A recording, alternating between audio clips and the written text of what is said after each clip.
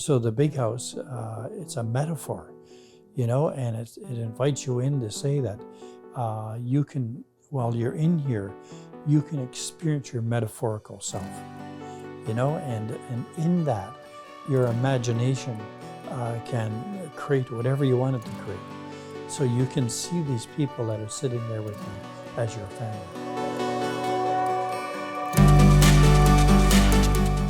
Welcome to the Ranger Cabin. I'm Zach, and this is part 3 of a 3-part discussion interview with Wedlidi Speck, a hereditary chief from Alert Bay, British Columbia, a friend and a mentor. Wedlidi is Kwakwaka'wakw, Nuuchanulth and E'iksan, and the head chief of the Gixsam namima of the Kwaguł tribe. Wedlidi is a spiritual leader, knowledge keeper of history, traditional protocols and practices, and a diplomatic and humble leader. Decolonization is a passion and focus for Wedlidi, and as discussed in our previous discussions, you'll know that a functioning potlatch system is at the heart and an important step in that process. Today we dig into the spiritual, political, and social importance of the big house. Wedlidi explains how every voice in the Indigenous community matters and goes into detail on the concept of namima, to wear oneness on one's face, how it's critical to healing and a future of healthy self-governance. And of course, we wander all over the place. We also discuss local history and some evolution of local Indigenous culture. So light your fire, pour some tea, and enjoy discussion 3 of 3 with Wedlidi Speck. I'm Zach Whyte, and this is the Ranger Cabin.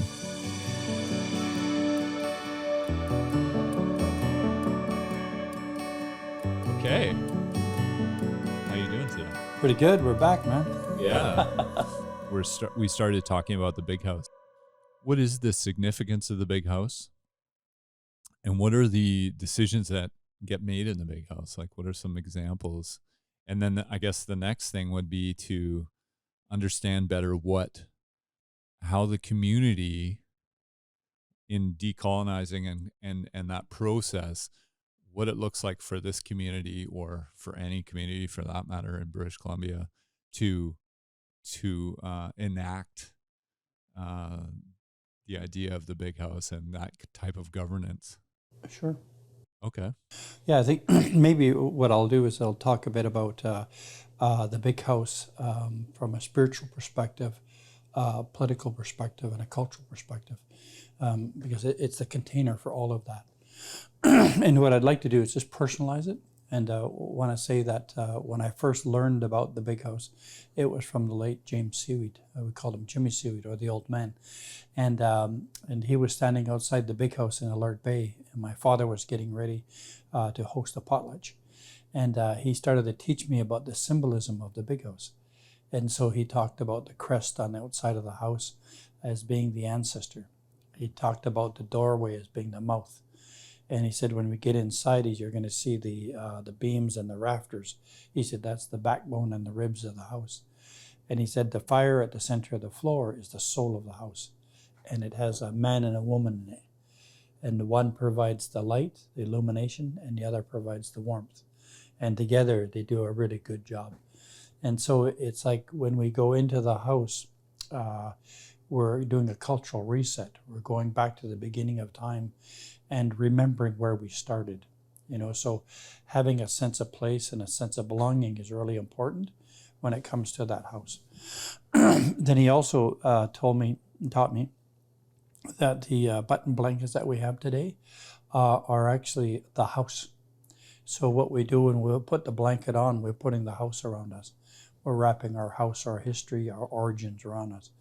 And we become the smoke of that house. And so one of the lessons is to make sure that how you hold yourself in the world is that you're as agile as that smoke, but you represent your house, your people, who you are. So be really careful how you speak. Once you put your words into the world, it's really hard to take them back if they're not good words. And so it's just really important lessons. And so I began to a really long journey of understanding that metaphor and thinking a bit about its importance, you know. And there was a chief amongst our people who was quoted one time, and he said, a long time ago, there used to be a lot of old people, storytellers, telling stories all the time. He said there was just lots. And he said when children be bad, the old people take them in longhouse, tell them a story, be good. And that's how he phrased it.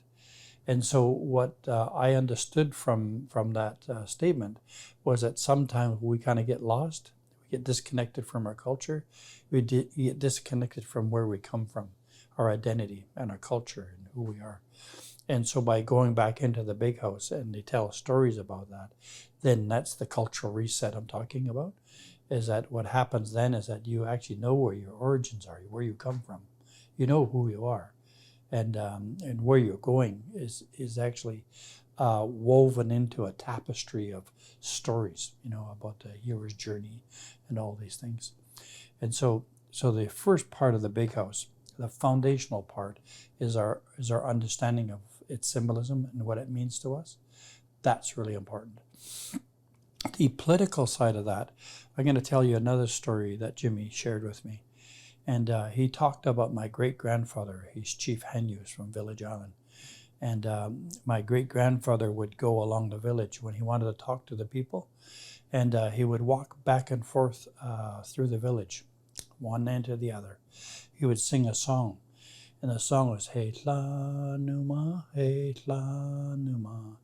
He ha lisila yutla lessons. Keyans yahalat so jiam.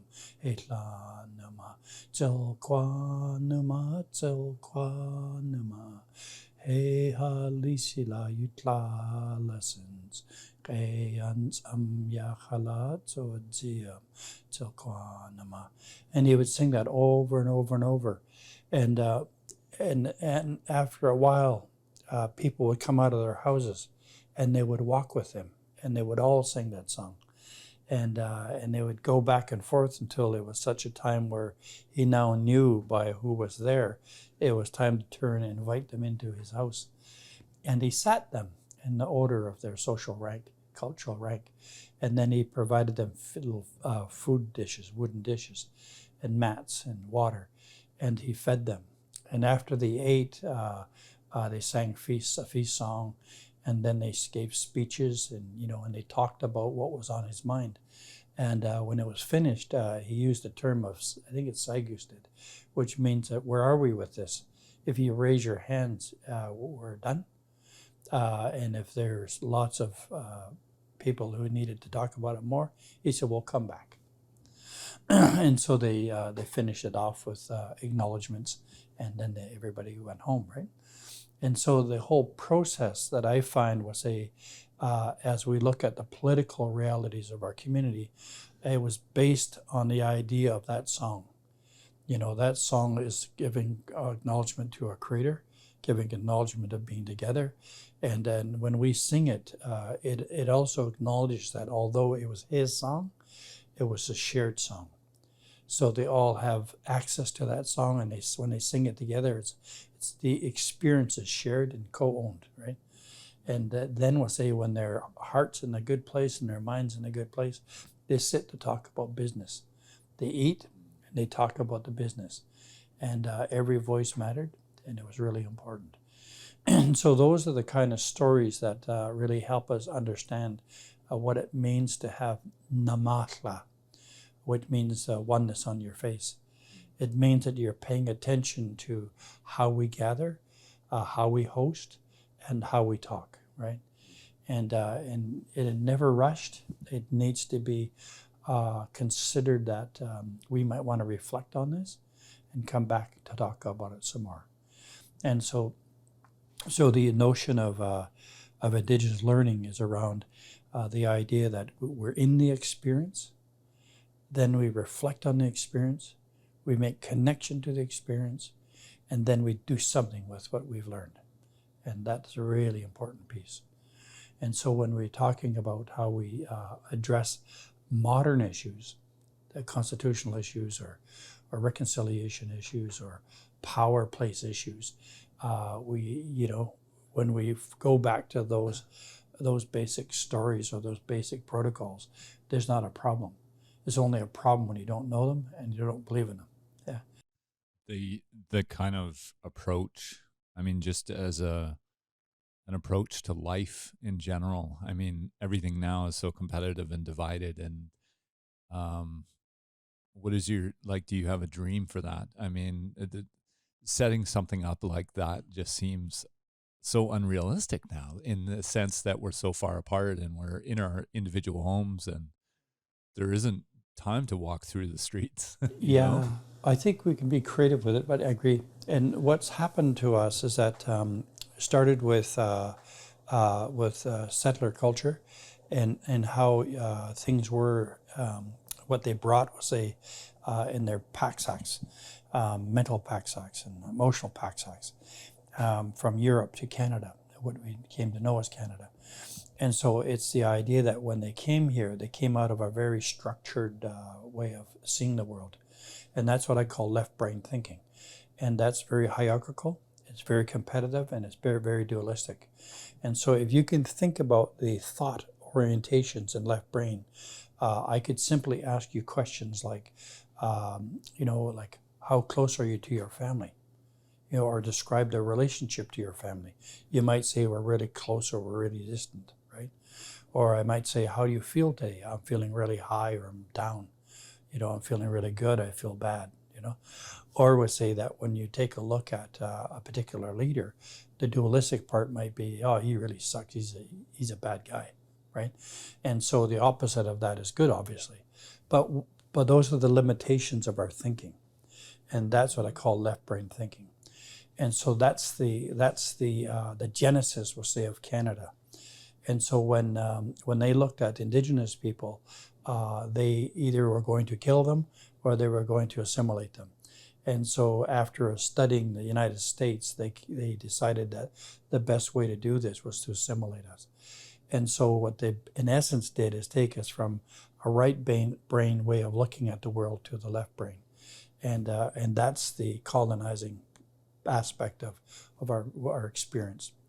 The right side of the brain is, if you can imagine, a kaleidoscope. If you look through a kaleidoscope and you turn it, it's a lot of colors that are always in a relationship to other colors. And it describes simply that it's a relational exercise or practice. That's how our people saw the world. So our people have words like namima, people of one kind, Whyte, one with heaven, air, land, and sea, everything in it. But it speaks to this web of life that we're part, not separate of. And as being a part of it, it says what I do in this world affects something. And what happens in something affects me. So we have a really windy day. We bunker down, or we're always in relationship to this beautiful power of the universe, and it's amazing. But the biggest part of it is that when we look at the orientations of right brain, I might say the same thing. Describe your relationship to your family. Well, they're all my brothers and sisters, right? So it's not about measuring from close to distant. It's about their proximity of right here, right now, and how I'm in relationship to them right here, right now. And they are all my brothers and sisters. We're family, in other words. And then we'll say, when they ask me, how are you? Like, you describe your health. My health is that I'm in the presence of Creator. And if I'm not well, I'm having to find sanala, my wholeness. And so when I'm looking at this wholeness relationship, is that there's things I can do to improve that, right? When I think of Western society in general, how we tend to value most productivity in the outside world. And then the inside, like if we're in our house, then we value family. However, that outside world is creeping more and more into our house, and there's no chance really to present your whole self to the world because it's unproductive or considered unproductive. And so what you're talking about is kind of a new age approach, if I can call it that, in the Western world.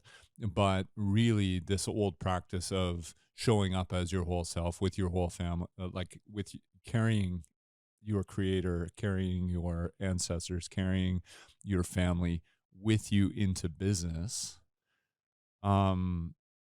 is, a new approach for the Western society, I would say.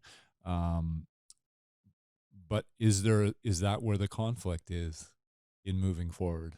I think there definitely is the conflict, because when we're looking at the colonized brain, is that we're looking at elected chief and councils, for example, who one person, one vote. That is in contrast to right brain thinking.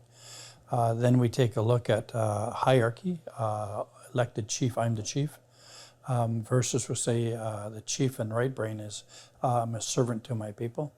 With full humility, they say that I'm here to serve my people. And so when we look at the tensions between the two, one is to keep in place the colonizing way of looking at the world versus, we'll say, sharing the world in a good way. And so so when I think about the challenges that we have today, it's a bit about helping people understand how they've stepped into their roles and into their family structures and into their learning, and been able to maintain a sense of culture. It's virtually impossible. So when we look at the Western school system from kindergarten to grade 12, it basically is supporting a way of thinking that is colonizing, right? And so it's not about, we'll say, taking a look and supporting diversity in the way of thinking and the way of experiencing the world. This is about a cookie cutter, period. And if you don't measure up, you fail, right? And so it's like, so everybody who graduates means that, okay, you've accomplished, we'll say, a curriculum or a design or an education that this world says is acceptable. So if you happen to learn differently, it's not acceptable in there, So we're constantly a number of different ways, whether it's law, whether it's health or everything, we're being measured against a standard that is not Indigenous. And so, I ask, how do you stand within yourself, within your mindful presence of who you are as a person in light of all that? That's a big question. So how have you become aware of the recruitment and the impact of that recruitment on the way you think and the way you feel and the way you express yourself in the world? Because I tell you, if you're not mindful, if you don't have that mindful presence, you're swallowed up into it. There's a wonderful little story, example, where a young fellow was sent to see me to do, they wanted me to help him with some addictions work. And so I always took the view that I wanted to learn about this young person, or all young people who came to see me, and wanted to find out why they were coming before me when I was an addictions counselor. And so I said, tell me your story, right? Why are you here? Oh, I get drunk one night and to fight, and they figure I've got an alcohol problem. I said, I want to map that back a little bit. I said, I want to go even further back and to the point where you got into a fight and you were drunk. So what happened? Were you always drunk? No. I said, so at what point or what influenced you to get to a place of being drunk and violent, right? So what we were able to do is go back to a place where he was feeling really vulnerable and feeling really lonely and confused about the world. He's a teenage boy, right? And so what happened is that he wanted his girlfriend, and he wanted to spend time with her. Like, he just really uncomfortable with himself. And so he didn't like the feelings and didn't like the thoughts. And she had a commitment, so she was going to honor the commitment with the girlfriend. They were going shopping. Well, he didn't like that, so he swore at her, called her a bunch of names, really aggressive, and he slammed the phone down. And then he went to his dad's liquor cabinet, drank his dad's liquor, left the house, went down and saw the first guy and beat the shit out of him, right? And so I said, okay, so I really appreciate you telling me your story. What I'm really curious about is when do you think, or when can you remember the first time you were recruited to the idea that if my feelings are too big for me, I'm going to hand them over to somebody else, right? So I want somebody else to be responsible for my feelings. When did that happen? So we explored that, right? And then we go to the place in our therapeutic relationship where I said, what would it be like if you were responsible for your own feelings, right? And so we started to practice that. And as he began to realize that he didn't have to hand that stuff over to anybody, that what it was like to go through the dragons or this or that or the fears and all that. Really neat kid, right? In general, that's a really good way to think about that particular issue, because we all suffer from that, right? And we all hand our baggage off on other people. Yeah. Yeah. And the most toxic element of that is what we call lateral violence. You know, it's too big for me, and I'm just going to dump this on you, and I'm going to make you feel like shit, because then somehow I'm going to feel better. That's a stratagem that just is nonsensical. It doesn't make sense. But the point around this story was that when we look at our own stories of colonization, if we take a look at the core of what that means, we can become aware that we are the author of that. We are the architects of that. At some point, we were either recruited or we were forced, right? And so part of it, we can take it back. It reminds me of another little experience where this really beautiful woman named, I think it's Andrea DeFinney, professor at UVic. I was hosting a workshop in Victoria, and this young fella got up and he said, "Yeah, you know, one of my biggest regrets in life is I lost my language." You know, and this professor says, "I just gotta insert myself a little bit." He said, "Because we're talking about healing, we're talking about decolonizing," and he said, "You did not lose that. You were a child, about a baby in the cognitive development. Somebody stole that from you. Somebody prevented you from learning it. Someone, put the shame on you. So the difference is between losing something and something being stolen," he says, "when you lose something, it implies that there's a defectiveness in you. And when someone steals it, it's like it's a crime, right? So you can take that back. You know, it's yours, your decision to make. And when you decide and really truly believe that, learning your language is a phenomenal experience. Being defective, then you have to deal with a shame. And sometimes the shame prevents you from learning your language. Really interesting concepts. So when we're thinking about decolonizing, it's a bit about that as well. I say some of our people are really attached to being colonized. They're really attached to this illusion of power, illusion of acceptance by a dominant culture. So they say, okay, look, I want to be here so that I'm treated just like you. They are afraid of standing in their own authenticity in the world, to say that I don't have to be like them. It's important for me to be myself. It's almost, that's an incredibly human thing. You want to fit in anywhere. Yeah. Right? Yeah. But it's more in what you're saying, deciding who you are first. Yeah. And then standing in that. Exactly. Okay. Yeah, it's the journey of self-discovery, it's self-actualization, right? Some would call it like a cultural individuation. You know, it's sort of like we go to a point where we say, okay, now I've answered the question of who am I? And when we answer that question of who am I, then we step into who we are. You know, we can't step into who we are if we don't ever ask that question. And it's really the only freedom we have. Yeah. Is to make that decision for ourselves, right? Yeah.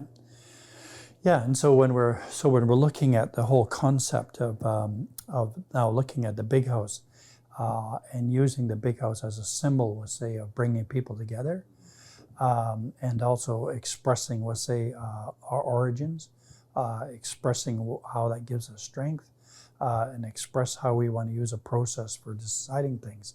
That's a big, monumental decision around, let's say, do I want to then be inclusive, collaborative, right?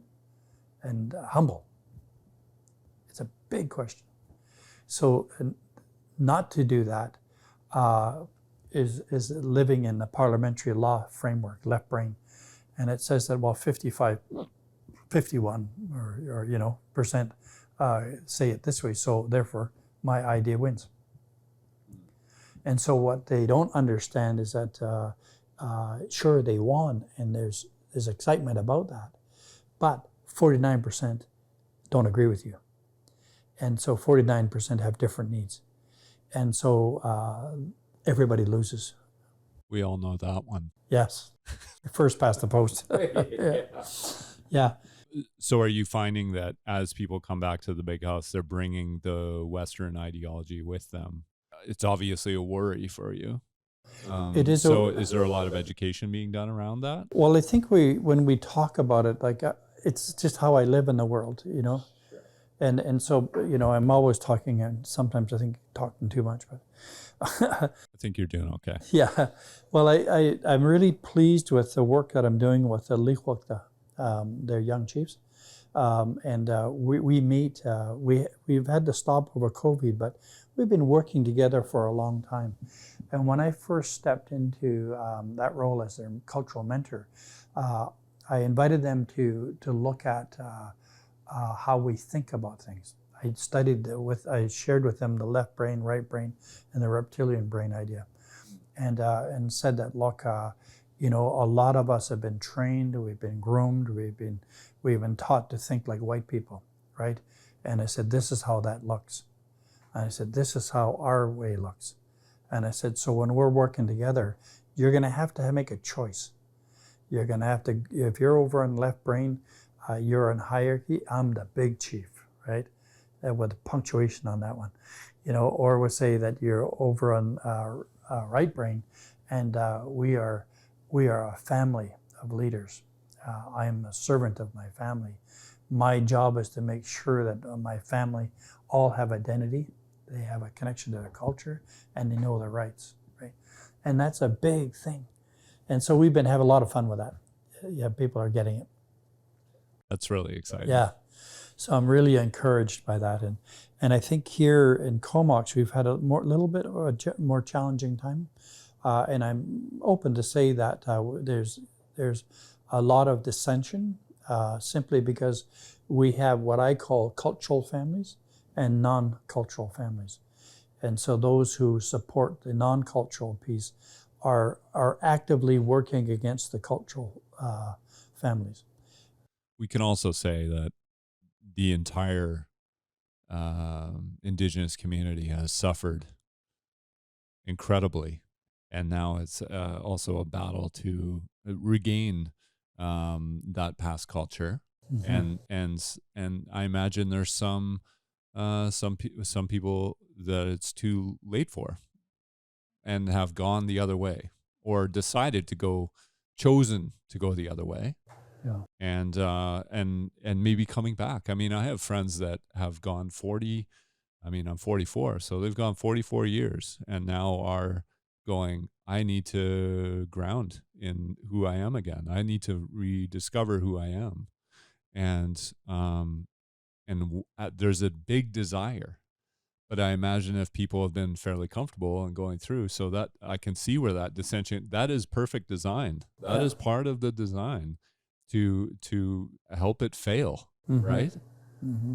So it is an uphill. Yeah, it is it's quite an incredible journey. I think for a lot of us, like I'm of the age, we'll say, where I caught near the tail end of the Cultural Revolution of the 60s, and what I understand that time to be was that people were checking in with who they were against Pleasantville, the idea that there's a cookie cutter way of living, and it's usually based on Christianity, or it's based on some Orthodox religion. Or Leave It to Beaver. Or Leave It to Beaver. Yeah, exactly.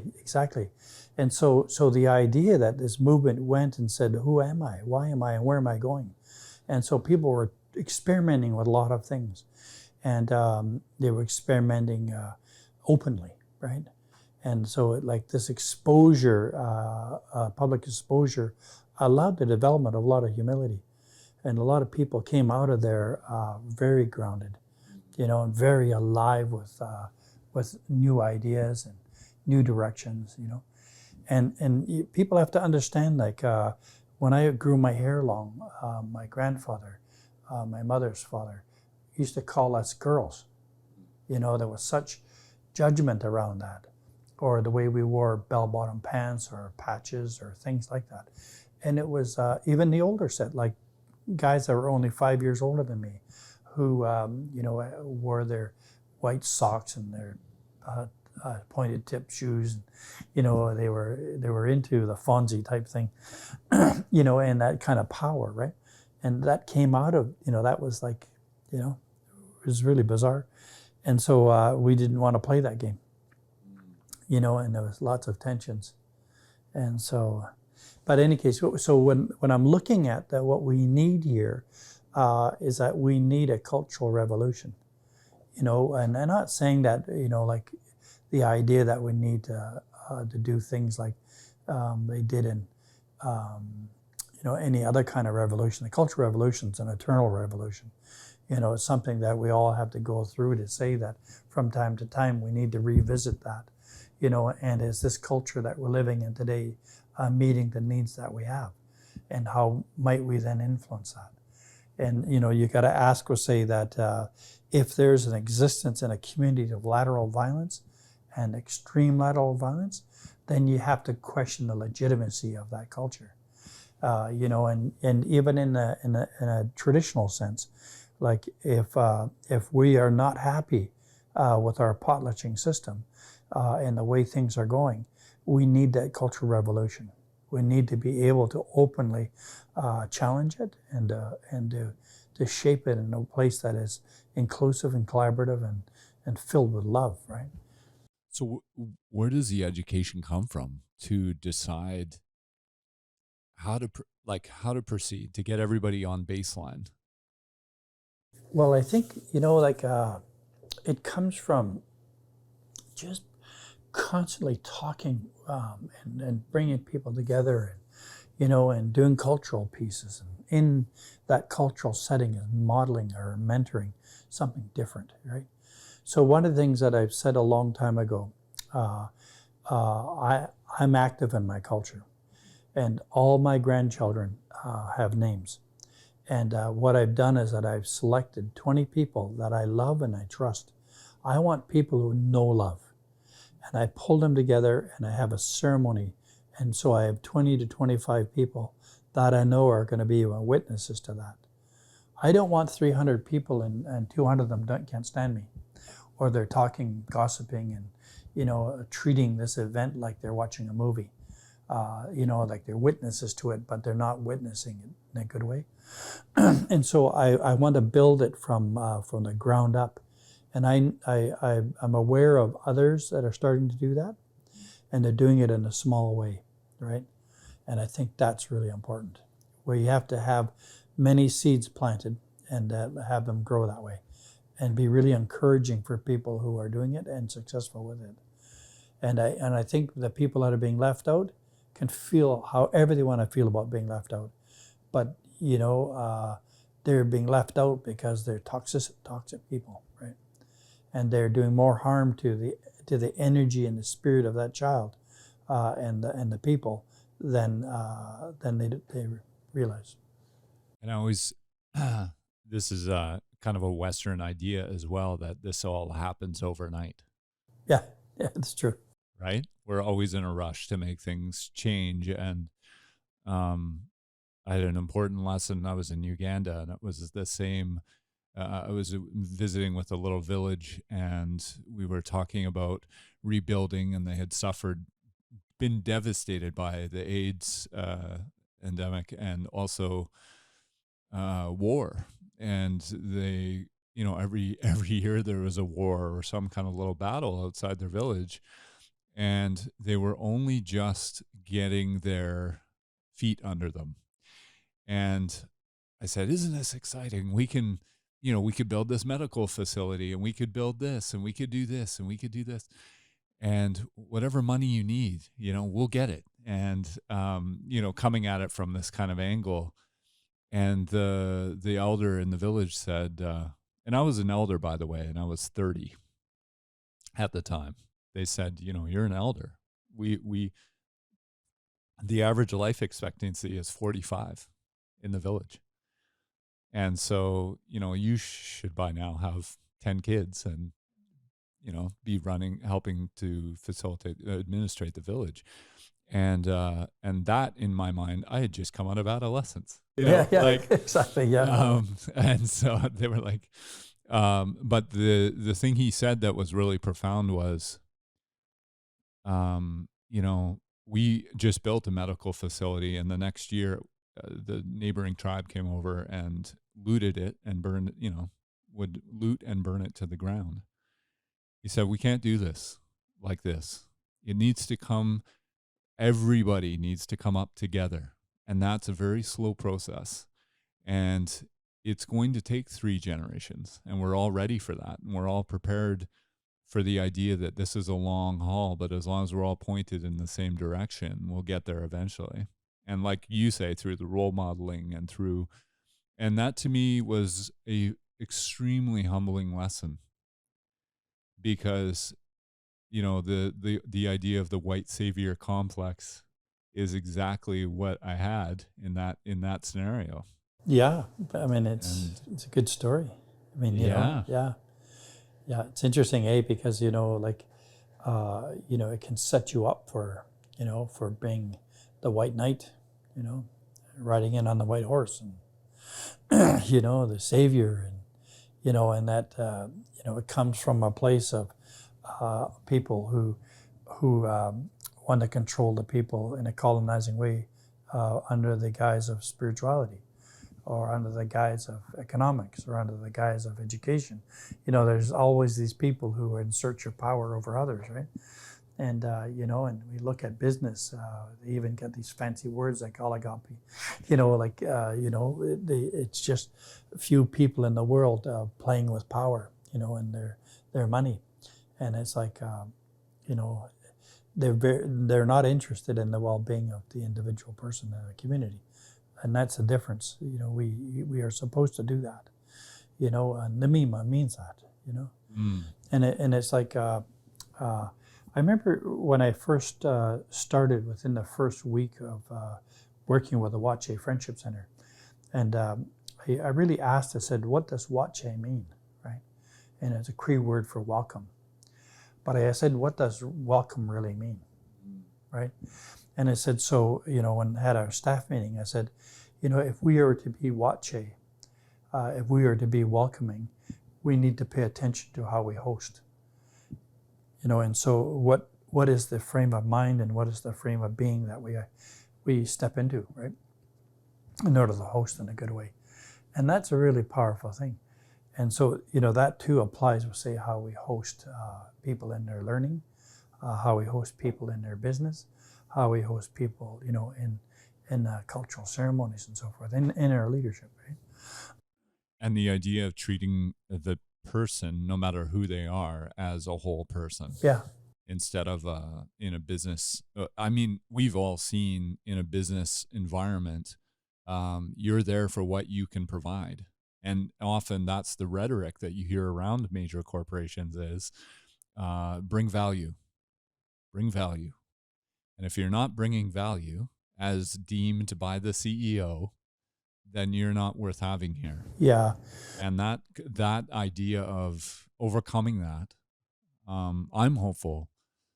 But, to bring it back to the idea that you have a small community that you trust and love, and you're working together to bring up the next generation, that's a really powerful approach too, because it's done through role modeling and not through enforcement, like the white knight principle. Right? Yeah. Well, the interesting part too, because how we, the ideas that we have to be aware of and challenge. For the most part, government, the public service, they look for fit, and like for culture fit. So they design HR strategies and so forth where if you come with certain credentials and certain education, a certain way about you, you fit, right? They don't look at culture add. And the culture add is saying, it's just like opening up the box here a little bit to say that, okay, I know what I have. What more do I need, right? And so who do I need to bring in to fill the gap that I have, right? And so it's really interesting, because what ends up happening is that when you have culture add, you have then diversity. And when you have diversity, it means that you have to now rethink how you communicate and how you coexist together, how you share space. And sometimes it can be challenging, but that's the beauty of it if you see it that way, rather than it says like, okay, you're not with us. You don't have what it takes to be with us. Therefore, you're against us, right?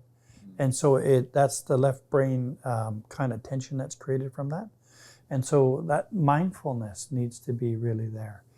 And I think that when I'm looking at where we're going as Indigenous people, I put forward the idea that we are still flat earth people. We don't think that the world is round in that metaphorical sense. Is that it's either or, right? If you don't fit, you fall off the edge. And so the idea that when we think about the whole concept of gathering the circle or calling in the circle, it's recognizing that this world that we live in is full of diversity, full of really unique people, full of people who see the world differently, and can offer a lot of different things. And so with that, it's like we need to shift our consciousness to another place. And, it needs to be bigger. It's simply to say, okay, flat earth people or Indianac people, why don't you come and explore the circle a bit? All the media and all of our election that we've just gone through. Yeah. I mean, it seems like everything is designed to divide us. Yeah. In order to keep us, I don't know what, to keep us buying and filling our insecurities with things and removing ourselves from each other so that we can actually get on with what is deemed a pleasant life. So we don't have to argue or, even the idea that we have to argue at all instead of discuss is tragic. And so there's a lot to overcome in that approach. Yeah, I know. And that's one of the core issues we have with what I call cultural typology. So we have modern folk, we have traditional folk, we have bicultural folk, and those who are low in modern, low in tradition. And so these cultural types all have their own forms of communication. They have their own beliefs, values, ideals, and preferences. And so when you look at those differences, it becomes quite an interesting dance as to how do we bring them into seeing where they are and then what might be possible. So a typical left brain thinker will look at a grid, like I just cut it in 4 parts. Like let's say you have a pie, you cut the 4 into 4 parts. So 1 part's modern, 1 part's tradition, 1 part's bicultural, and the other part transitional. And so they look at that and they say, well, where am I on that? And they start to fret, right? And so the only way they can see that pie is in parts, because that's what left brain does. It's very systematic, organized, and so forth, right? And so the right brain thinker is more apt to be able to say that, well, that's all of us.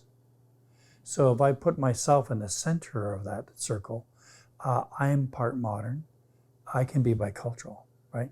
I can be traditional, and I can actually be transitional, where sometimes I'm not buying that shit. And so when we look at these pieces, like, you realize that I can be all I can be, I can be all of it. And so I don't have to either or. It's bigger than that. But if I insert myself to say that, like, look at these as resources, and my potential is unlimited. But it's just the way the brain is, right? And so if we're too anchored into one side of our brain, we are just stuck. If we're, like we'll say, for instance, sometimes it's hold true for traditional people. Like that doesn't belong in our culture. That's not the way we did it. But really, sometimes it calls for us to be different. So maybe we use, instead of gathering in a circle, because we don't have a lot of time, why don't we use a World Cafe approach, right? Use a new technique. And so these ideas that, and out of my experience with it, I find a lot of elders really like World Cafe, So they're open to try new things, but it doesn't mean that I'm taking anything away from their beliefs or their values or ideals, right? Right, there's no challenge there. Yeah. So the part where even like what I call the reptilian brain, that part of our brain that's fight, flight, freeze, is that, as people who have been traumatized by colonization and residential school, a lot of our people reside there. They have a lot of injury. So as a result of it, when something new comes up, they might be reactive, or they fight right away, or they shut down, or they kind of dissociate, right? They leave. And so in this experience, to me, we need to be able to be sensitive and compassionate, and we also need to be trauma-informed in our practice and how we host and engage. So when someone is triggered by something someone says, we need to pause, and we need to say, we need to take care of this before we move on, because you're not getting the person's best. And oftentimes, those who have been triggered by colonization or in the reptilian brain are the best indicator of the setting we're in and the culture we've created in it. And when they don't feel safe in it and they're triggered, it speaks to what we need to do in the setting, right? So we need to create a new culture in this meeting space. And it's fabulous if you're mindful of that. Mm-hmm. So then we can take care of that. What I'll do is I'll say, look, let's just do a quick circle. And I say, like, if there's 12 of us in a room, I say 2 questions. Where am I and what do I need? So people get to share that. And it's amazing how they talk about like how I'm feeling unsafe, or, I'm feeling like I'm not included. It feels like you're talking at me, not with me, and what I need, is for this to be more a true circle. And this is what I mean by that. So you're getting a really proactive approach to that. And then the host sums that up and says, are we okay if we go this way then? And they do a quick check-in. Yeah, on we go. Do you feel that's going to be kind of the new method? I've noticed that a lot of people are including that now into their Zoom calls and things, even to figure out where people are at. And to some of us, A-types, we feel, oh, this is kind of a waste of time. Let's get on with it. Isn't that part of my privilege, though? Yeah. Well, it's part of your privilege, and it's also part of, I think, your lack of hosting ability. So when I invite people in, I remind them and saying, look, I'm a host, so the first thing I had to do is how am I hosting me, right? So I said the other day, and am I open, curious, am I willing, am I humble, am I mindful, and then how am I hosting you, and how am I going to be hosted when you. So in other words, if I can't be a good guest to you when you're expressing your need, what does that say about me? It says everything a bit about saying that I don't have the empathy that I need in order to see that I'm not open to your needs. So I'm not really being inclusive.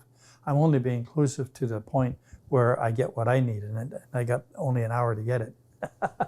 And that goes back to unloading your baggage on everybody else in a way. Yeah. And the part where I have to discern whether it is actually bias, whether it it's privilege, or whether it's just ignorance, right? Or whether it's like people who are so left brain rather, that they can't get out of the time, and they can't get out of the project mindset, right? So this has got to be forward moving. It's got to be a time frame. I've got a date. I got to meet that time, and so when we do that in Zoom and other things, it can be quite challenging for people who aren't open to being there now, right? And that's a really important part. And that's very traditional, in that sense. People gather in circle to share. Do we need to come back? Sagyusted, and I guess we need to come back.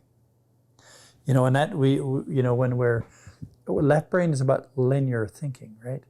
And it's always forward moving. And the danger is the subtext to that. And when you think about moving forward, are you applying in that process an implicit understanding that the past is bad and forward's good? And so when you look at the meaning that you apply to it, you can be invested in good.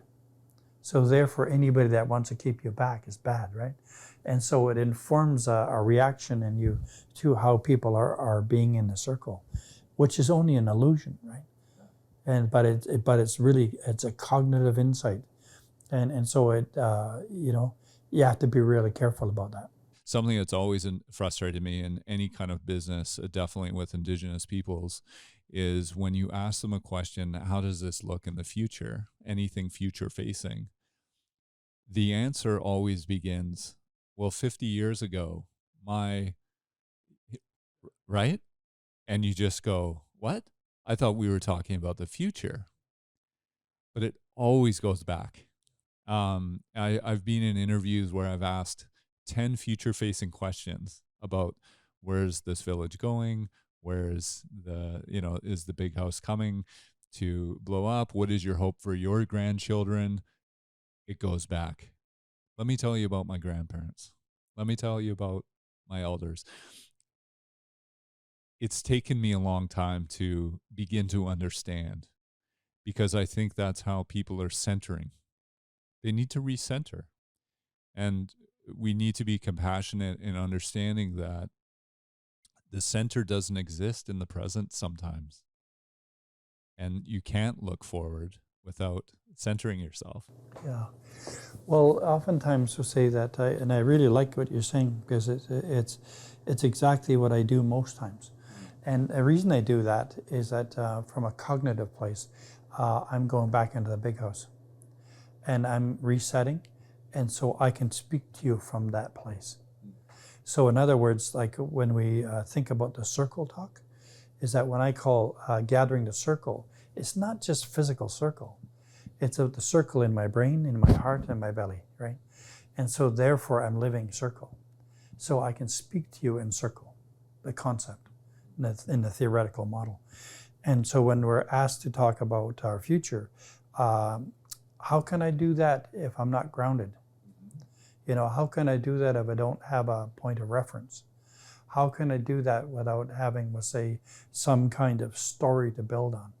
And so when I come back and I go to the origins, the genesis of who we are as people, then it makes sense that I can then talk about where we are now. And oftentimes it's a laborious storytelling session, because it involves a lot of colonization. And then we'll say, when we talk about our future, when I've dealt with that part from the past up to the present, then I can start talking about the future, and what that might look like. And so often when I asked my uncle, I said, how do you say future in our language? And I can't remember the word, unfortunately, but he says it's what happens from now, right? So he spoke that in the language, it means that what happens from now. So from whatever the future is, it's what's happening from now. So if we know where we are now, that might be that we need to go back a bit, and then we have an understanding of where we are now. But it's going to go from here, right? And so I can pretty clearly say that the conversations and the stories that have been shared, that when we look at the landscape of Indigenous consciousness right now, and the landscape of Indigenous action, is that the landscape of that Indigenous consciousness is so complex that we have people, we'll say, who are modern, people who are bicultural, traditional, so forth, but they're all in different forms of doing something and going somewhere, and creating something. And so they're invested in what they're doing. And so the consciousness of action or the behaviors that we see from there, we can see what the chief and council are doing, for instance. We can see what the hereditary chiefs are doing. We can see what the matriarchs are doing, right? And then we take a look at those who are pushing forward and becoming successful in either school or business or whatever it may be. We see that all these actions are reflective of the culture in which they come from. And I'll just repeat this again because I think it's really important to punctuate, is that when we look at traditional people and we look at them as knowledge keepers and story keepers, wisdom keepers, we always say that our elders have learned so much from their past. And what I learned from the elders, I really value. And what I know comes from them. And I've been told, we'll say that they got their knowledge from elders, who got it from elders, who got it from elders, the wise ones. And so they don't put any other citation other than elders. It's a community who own the knowledge. And then when we have, we'll say, modern folk who go through, they get their BAs, they get their masters, they get their doctorates, they cite that individual as being the knowledge keeper, as the elder, right? And the one who owns the concept. And so when I see this contrast, it sort of typifies to me the example of the difference between tradition and modern, is that you have an individual who owns the knowledge, or you have a community who owns the knowledge. And this separateness is so obvious and apparent that I lean to the side of elders, because it's a shared ownership and a shared knowledge. And I heard a great, maybe it was from you, I'm not sure. Somebody stood up and they said, if you're ever passing knowledge, don't quote the elder who said it. Just bring it into yourself and say it as your own. And that prevents you from messing up what they told you. Which I think is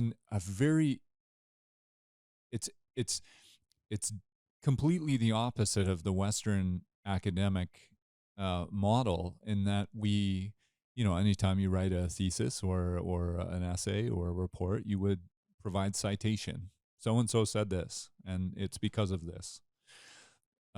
It's not yours. It's not your idea. Whereas in, what the approach of the Indigenous community is, bring the knowledge into yourself, because that's what the community wants you to do. Yeah. And start committing to the knowledge that your way of understanding, and change with it, as opposed to, I feel, anytime I'm very careful to give citation to any kind of idea. And when you start presenting things on your own, it's almost awkward. Mm-hmm. Right? Mm-hmm. And so when you're living in the world and you're saying, hey, well, I think we should do it this way because, and a laundry list of citations, it's not your idea. And now there's no accountability. Yeah. Which is, it's only fascinating to me because it is a completely different way of viewing, moving through the world. Yeah. Yeah. It's so wonderful. Because because there's so many complexities that we need to be aware of. Like the example is one of my biggest frustrations around citation, or was a non-Indigenous writing of Indigenous culture, when it comes to how things are filtered, or decisions are made about a culture without considering the whole. An example I'll give is with the idea that they'll focus on an aspect of culture, but when you look at the names they're using of the chief, they've got the wrong season, and so they're really talking about the man who is in summertime, which his culture is different in the summer than it was in the winter. And I'm looking at that going like, you're mixing it all up. you're suggesting was say that the potlatch was all year round. It wasn't. It was winter, right? So we need to confine it to the winter, and we need to use the winter potlatch name. We can't use a summer feast name in that. It just blends. It just confuses things. And so, what I did at an exercise in 1830, there was a census done by this fellow named Ptolemy. He was connected with Hudson's Bay, and so anyway, he was one of the first ones to do a census in the area. So he went through all the tribes and so forth. And so I looked at the names that he had documented and the villages, and I could tell, say, by just the names that the chiefs were using. This one was involved in the Eagle Chief system. These ones were still feasting, and these ones had turned to potlatch. So you could tell just by the way they were using, like, their names, that that there wasn't one standard season for the territory. That some people were still finding that it was necessary to do the eagle work. Other people were still in their feasting, and they would have evolved into winter, but they weren't there yet. And other people were already stepped into winter, right? And so it shows you the diversity of culture and the uniqueness of culture. There's lots to be learned from that. Another example in the real world right now would be how a lot of NGOs are using quotes and things from different nations.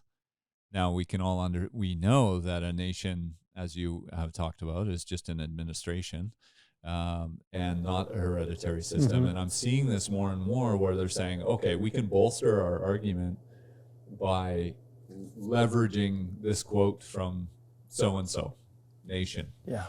And now they're speaking for the nation now. Yeah.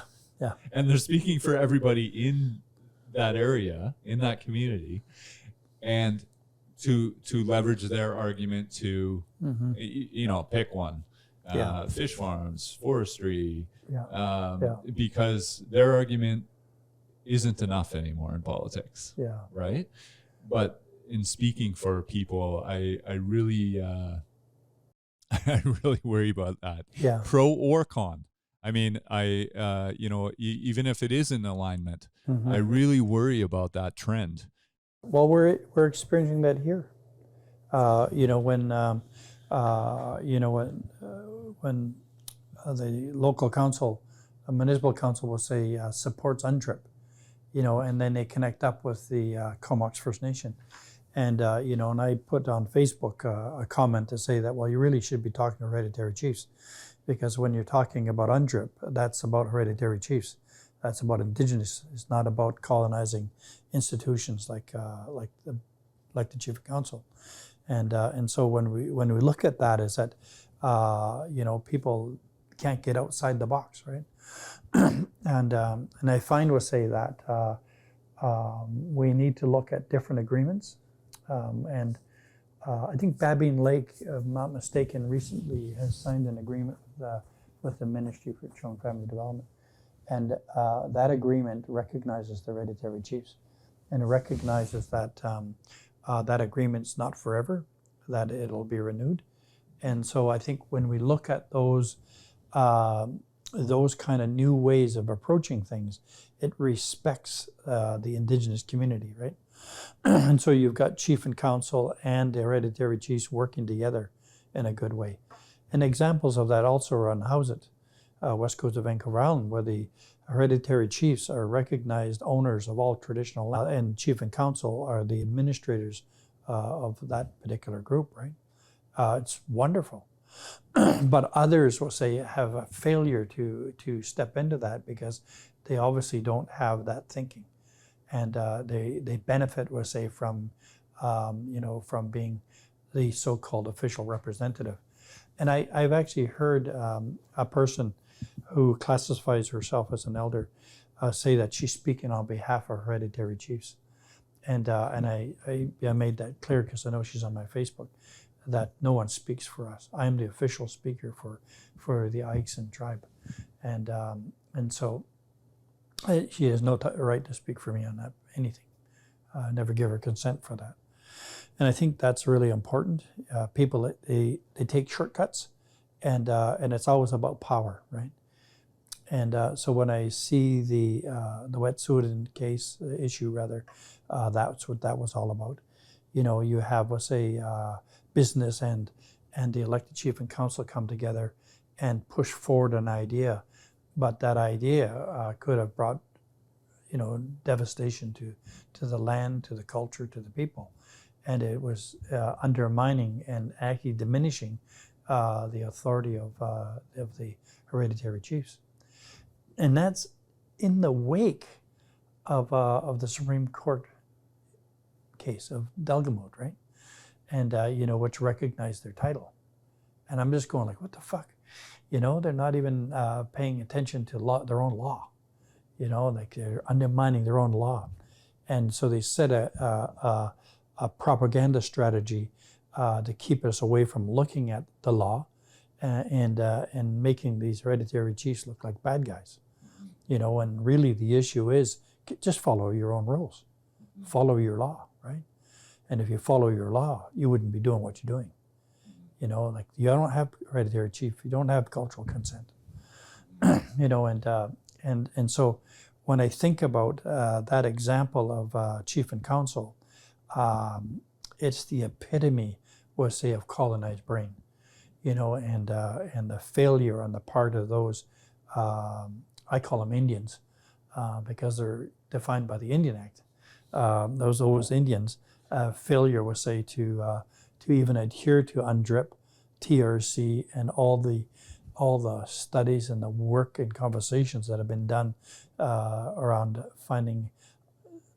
embracing our Indigenous identity, culture, and rights. You know, it's their failure to do that. It's kind of like I was watching this movie, and it's a Jonestown show. It was about, we'll say, where some of the Confederates in the States were breaking away from ranks. And they were saying that, look, you know, we have nothing to do with this war. This war is about rich Confederates, you know, trying to save their slavery lifestyle, you know, and it's not our culture. So they were breaking away and they were beginning to rebel against those rich Southerners, right? And so some of those even who broke away were now being, they were gathering together with runaway slaves who were also fighting. And one guy in particular had a real issue with the N-word. And so the response of their leader was that, look, the only N person here is you, you know, because it exists in your mind, right? And that's the whole concept. What I'm trying to do is saying that, you know, like when we're looking at the colonized brain, is that the colonized brain is what's in their mind, you know, and they're perpetuating that racism, right? As Indigenous people. Well, the idea that something can survive as not okay. I've got another funny example about actually that exact that similar type thing where I'm 6'6", I'm a big guy, and I wear a pink hoodie that's bubblegum pink hoodie, and I wear it because I have a young son, and it's really important for him. Ever since he's been little, I've been wearing pink because and I love pink. But man, it turns heads, and people have a hard time with it. But I've been doing it long enough that I forget. I just don't even think about it anymore. And I went through a drive-through a couple weeks ago, and this young man who served us, he said, "Oh man, I really like your hoodie." He's like, "No shame. Have no shame, man. That is awesome. That is just the best thing ever." And I thought, shame? Why would I have shame for wearing this? That was my first thought. Yeah. And I thought, isn't that powerful? In the idea, it's kind of like when somebody says, "I don't care what anybody says. I think you're a nice guy."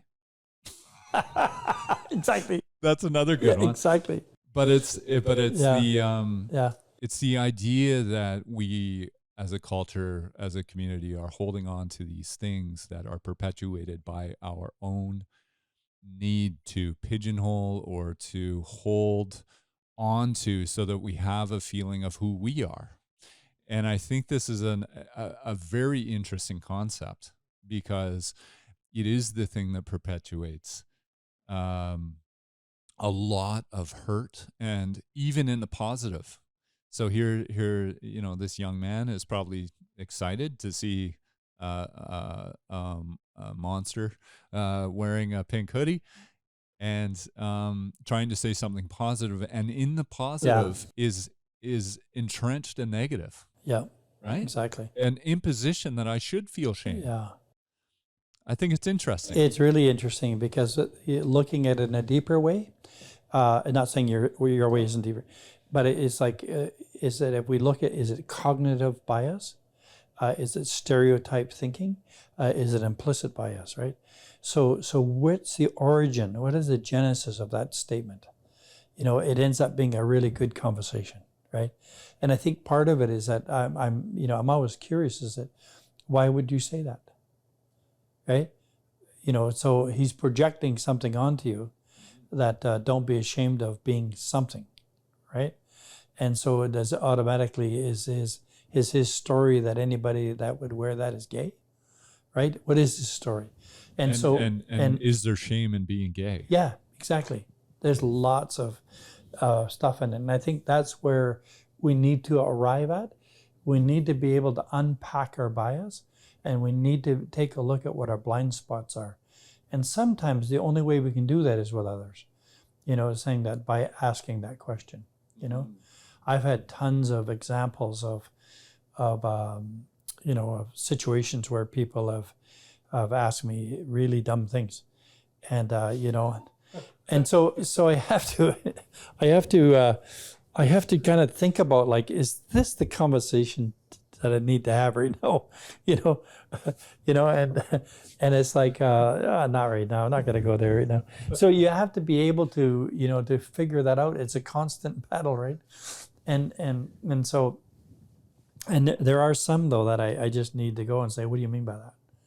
I don't understand. Can you say that another way? And that way we are going to enter a conversation of some kind. But I have to decide, is that, am I going to inquire to a point where I want this person to expose something about themselves and how they think or how they feel about it? And then what do I do with that? And, and so is it simply about me making sure, we'll say, that this person's a safe person for me to be around or to work with? Because I just don't want to have nonsensical stuff in my life all the time, right? I'm an A-type too, and sometimes I'm not as patient as I could be. That's right. I think patience, really what we're talking about here is patience. It's patience. And trying, because it is a process, and it's a difficult process, to be open, and everybody staying open all the time is a really new exercise. Right? Exactly. This is a conversation, right? So when we explore this, we're modeling, how we hear things, how we see things, how we deconstruct things, how we unpack things, and I think with those skills, I think we can put ourselves in a really good place. Like we can say that it's safe to do that. Someone needs to know that I won't shame them for saying something that like posting something on Facebook after our conversation. But and that's the thing, is that and so I think that when we're looking at how to improve, we have to dive in. We're talking about racism, we're talking about bias, we're talking about unconscious bias. We're talking about those things that our culture has fed us for a long time. And sometimes we'll say that if you look at it a certain way, if you're not feeling well, you're tired, you'll react from a way that you've always reacted. And it's hard to be mindful at that time. And so it's really important for us just to not say stuff and to be in a place where we can examine those thoughts from a really meaningful place. The first one, and I've said this as soon as I returned home from Philadelphia. When I went to Philadelphia, probably 95% of the people I came into contact with while I was there were Black people, and so I never grew up with Black people. I had one Black person in our community, and he married a cousin of mine. We had no exposure to what Black people, how they lived, how they communicated, and so forth. And I had to go through a lot of ideas that are coming up in my head, or a lot of feelings, and so as I was doing that, I was actually examining them and trying to see where that came from. And I was really aware that a lot of the fears I had were based on shit that I'd seen on TV, right? 100%. Yeah, and the beauty of that was that I learned lots from me.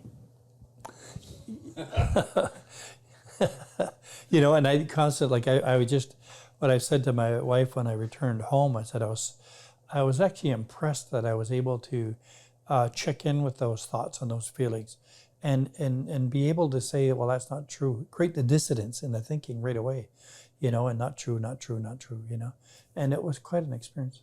That self-awareness is a real, I think, is the result of a grounding in yourself.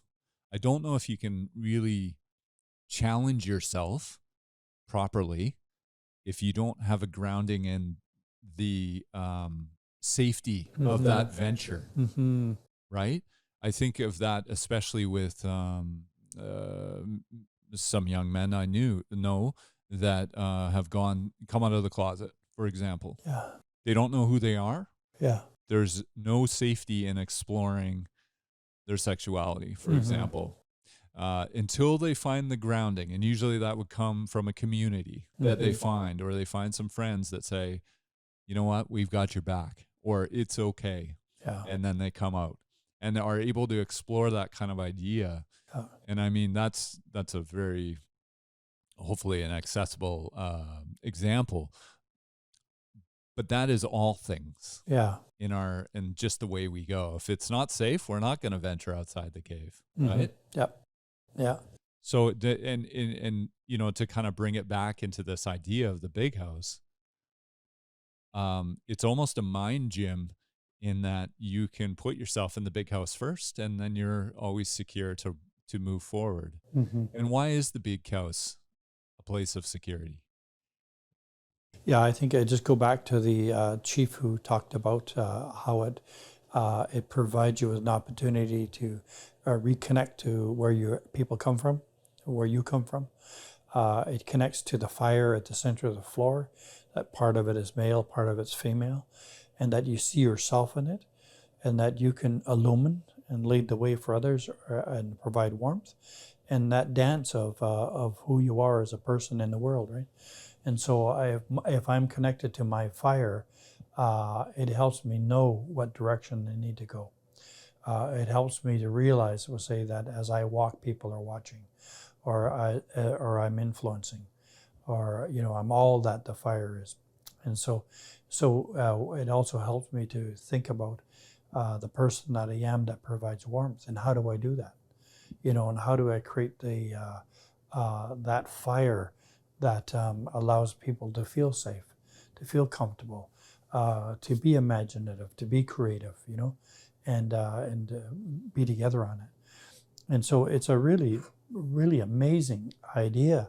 So the big house, it's a metaphor, and it invites you in to say that you can, while you're in here, you can experience your metaphorical self, and in that, your imagination can create whatever you want it to create. So you can see these people that are sitting there with you as your family. You can see these people that are with you, we'll say, as those that are walking with you in this journey. And as they are in that space, and the dancing and the singing and the sharing and the appreciation, the gratitude, the love, all these things that are in that space is what you harvest and you leave. it'll never ever be the same the next time, right? Yeah. But it helps you understand that moment or that experience, that you can walk outside that and you carry it with you. You know, that you are that house now. You are that experience, and that can sustain you. I remember once I had a difficult time when, they don't know this, but when I was doing the negotiations, we were settling a dispute with Whyte and myself over my employment there. And I'd challenged them. And so that we went to arbitration. And so what I did is I brought a mask with me. And I had that mask on my lap wrapped. And it was the Kwakwaka'wakw, King of the Sea. And so what I did is that I wanted it to provide me that strength I needed to ground in order to be there, to be the wise one, the rich one, the benevolent one, all of that in that moment. And it really did. And it turned out the way I thought it should turn out. I was happy with it. And but I remember walking away from that, realizing there's a power in the masks. There's power in believing. There's power in having faith, right? And, you know, and you don't lose yourself. Because it goes back to the understanding that when the ancestor of my family went down, it first started, he was sitting there and it got foggy. And he was sitting there and it got foggy and he heard this.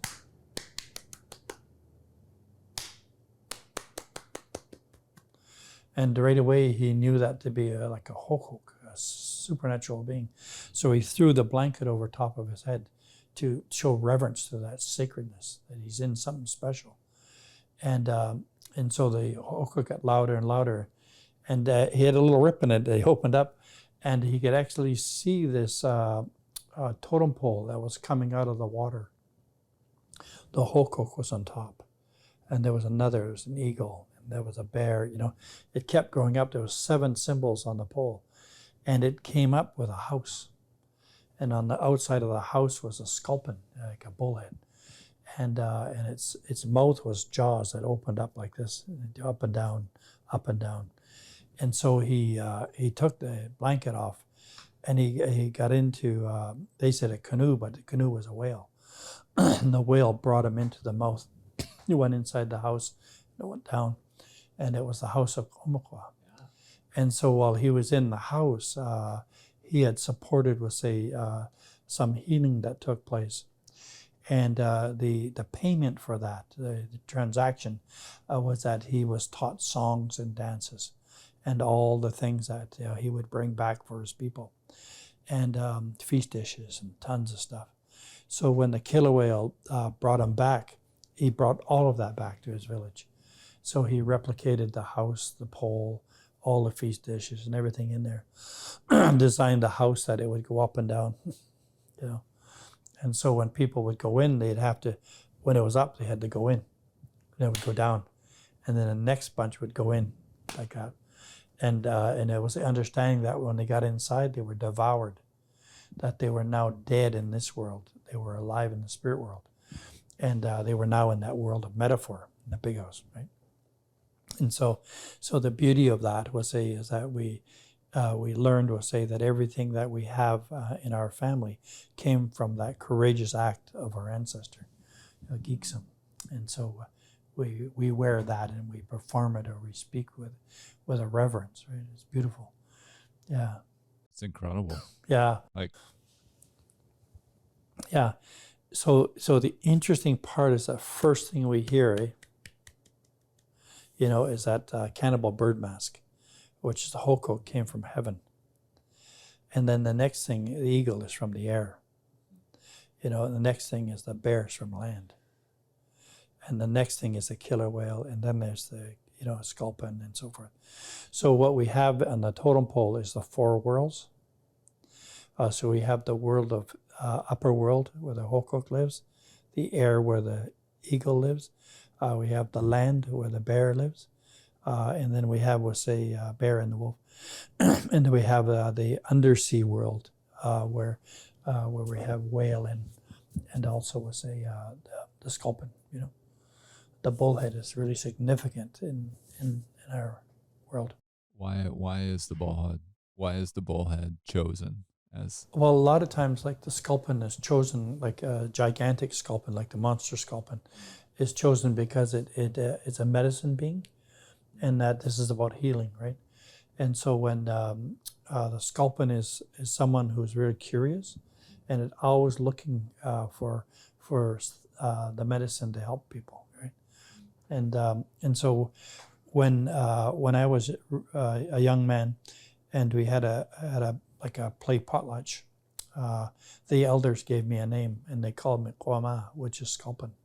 So that was my first play name. Right? It was my, but it was significant because they look at your spirit and they say that's what who he is, And do you identify with that name first? No, actually, I was identified with Wedlidi. Yeah, and Wedlidi was a name my dad's mom gave to me, and so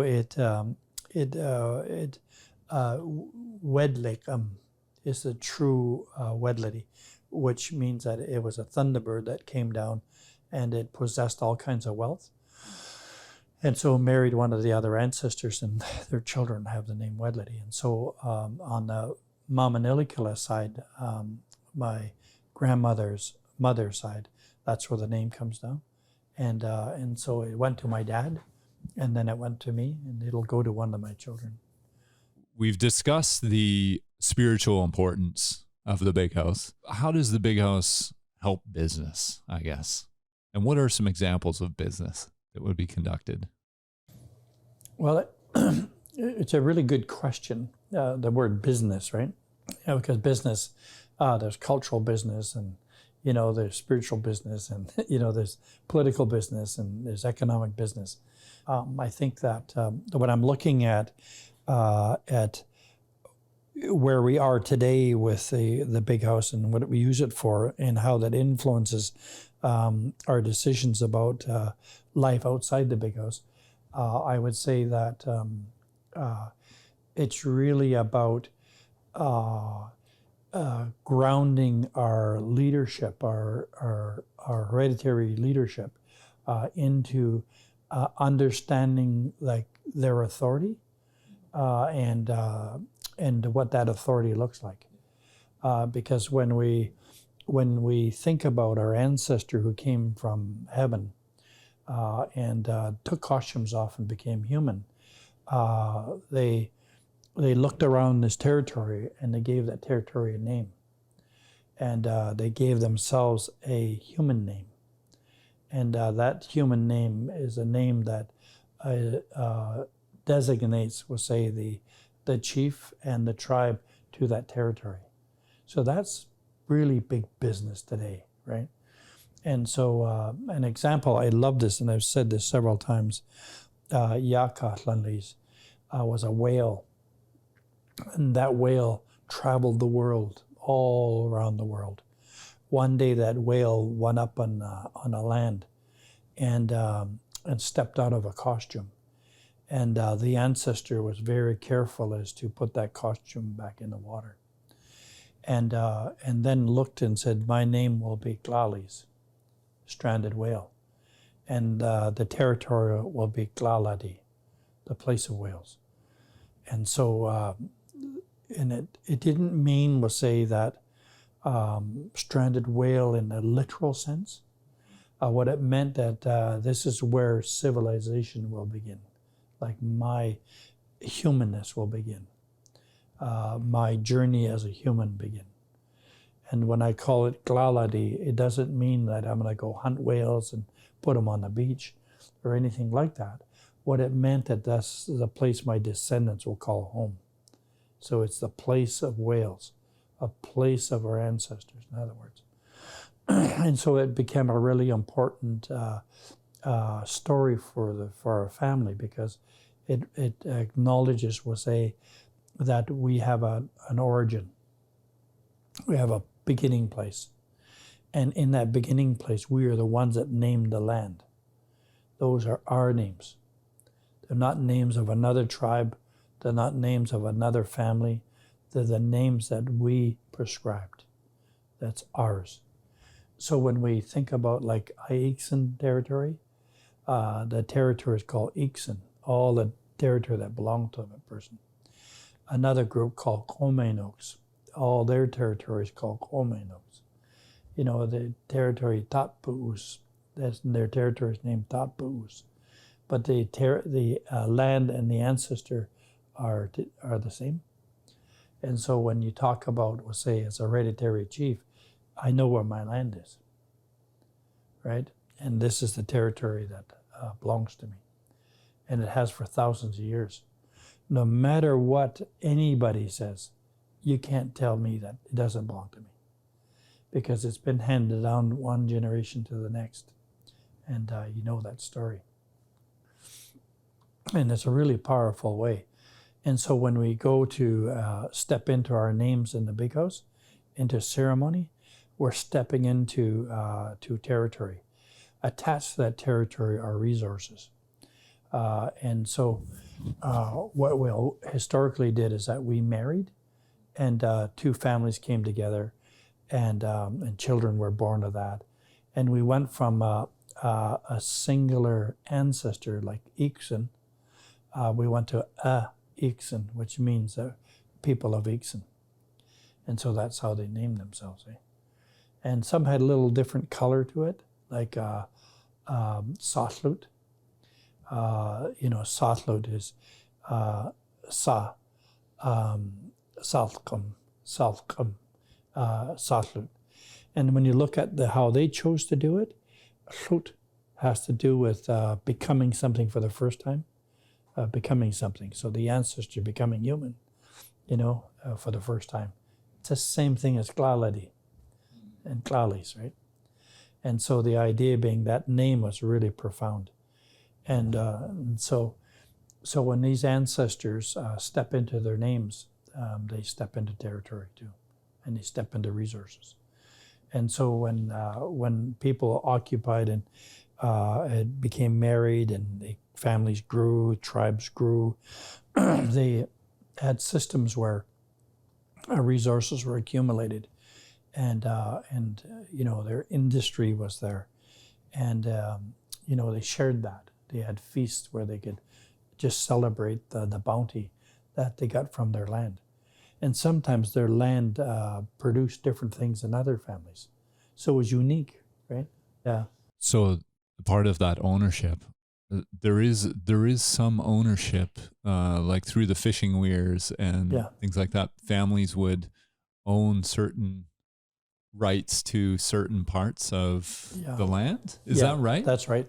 So what happens is that the way the territory goes is that at the mouth of the river, the owner, the original ancestor, and his line have the first fish weir. And when he had another ancestor join him, they became a clan of the tribe, or like that. They also received a fish weir, but it was after the first one, then the second one, the third one, the fourth one, like that. And so every year when it came time to harvest, the head clan, the owner of the territory, would have a ceremony and have a feast and would open up the fish weir, and that modeled to all others how it's to be done. Even though they're all part of the same tribe now, it always was the way to let people know who the ancestor was and who owned it. So the feast, we should also explain, I guess, that the feast is the family or the clan. Yeah. And the potlatch is a next level where you include the entire area. Is that? Yeah, there's like, for instance, amongst the Sothlut, which we known as Comox today, but the Sothlut, amongst the Sothlut tribes, they had a number of different feasts, and the first feast is called No Home, and what that would do is that when a chief dies, his son would give a feast and assume the name of the father, right? And so he becomes, we'll say, the next chief. No gifts are given away. It just fed, people are fed. And then there's another feast where something has happened in the community or in the family, and there's some shame brought to the family, and it's called the shame feast, and it's brushing it off to fix it, to restore the dignity of the family. And so that was a really important one. And then the next one was a type of feast is where we want to erect a pole for the father or to a family member, celebrate things, achievements, and so you gather the people in the village again, and you do that. You might give payment to people who you've asked to help to do that. And then the fourth one, that's clearly eno, and that particular is what we call the potlatch. And the potlatch in the Sathlut tradition only happened in the spring. It wasn't a winter ceremony per se, unless it was a ceremony that they had internally. And there was a generally accepted rule that they would not invite other tribes until the weather was good. Yeah. And so these four primary feast styles were important for the Sathlut. And they all involved, we'll say, feeding people, making sure they had enough food. And they understand them is that they had these wooden baskets, wooden bent boxes rather, and they had baskets and they had kelp bulbs and stuff. All of these were containers for food. And so when you filled up your containers and you knew how many you needed, you survived the winter. It was really well organized. It wasn't random, right? And so if you're going to invite people, you talked with your family, the other clans, and they all put their foods together. So it was a surplus distribution almost. If you've survived the winter and you still had food, you can distribute it. You can distribute it. And people will be very hungry by that point. Well, it's actually you share it in a meal, right? And so you share it, and you're acknowledging the relationship that you have to the land, and because you're in good relationship, its bounty allowed you to do this. There's always a relationship to the land. There's cultural and spiritual connections, and a language that comes with a feast, right? And so that part's really important. So when the chief is recognized as a chief, he knows his territory, and he knows his responsibility, and so the other one, there's a fifth feast, and that is the Eagle Chiefs. And so there's Eagle Chiefs and there's clan chiefs, and there's a tribe chief. The head clan of the tribe is the chief of the tribe.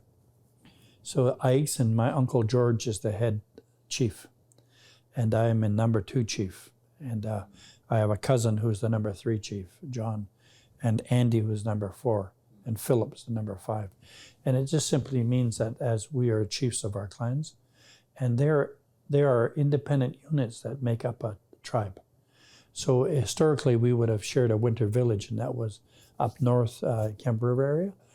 And some said it's Kwawachin, and it's just near, not the Kwawachin, and it's near a Ripple Rock. And so, because although in modern times Campbell River, Tlamato, was considered a winter village, it doesn't go back very far, maybe for 1,000 years. And so they've been here a lot longer. That's all. That's all. And so when we look at that, we look at those relationships that people have, that they were chiefs who got together, and 2 chiefs from that assembly were Eagle Chiefs. And they were chiefs who would positively influence the rest. And they talk about the well-being of the family and the culture. And they were kind of like real spiritual advisors, right? And the clan chiefs were the ones who took care of the business, because they're the ones that own the land of the clan, right, on behalf of the clan. But they're recognized as having, they are the reincarnation of the original ancestors. So they're the ones who are seen to have named the land. So it's like, that's a big responsibility. So you're being reincarnated. You're bestowed, we'll say, with the wisdom, the ability, we'll say, to continuously replicate the original story. So you have a good relationship with the land, with the resources, with each other, right? And we follow those ways, we're going to be okay. So that's a cultural business side of that, and so when we see that and we're connected to it, we're really in alignment with the ancestral way of doing things. Things got really messed up when Canada came about. The birth of Canada was about dismantling, cultures that had lived in harmony with their lands and their identities for thousands of years, right? And so with the forcing of chief and councils, people don't understand that came about around 1919, 1920. It's not long ago. So elected chief and councils are a really new thing. And for instance, the Numgis in Alert Bay, when the Indian agent came up and said, "You boys now have to elect a chief," they elected the head hereditary chief. So he made them redo it. And so what he did is that they elected my great-grandfather, Stephen Cook. So Stephen Cook is recognized as being the first elected chief counselor of the Numgis band, right?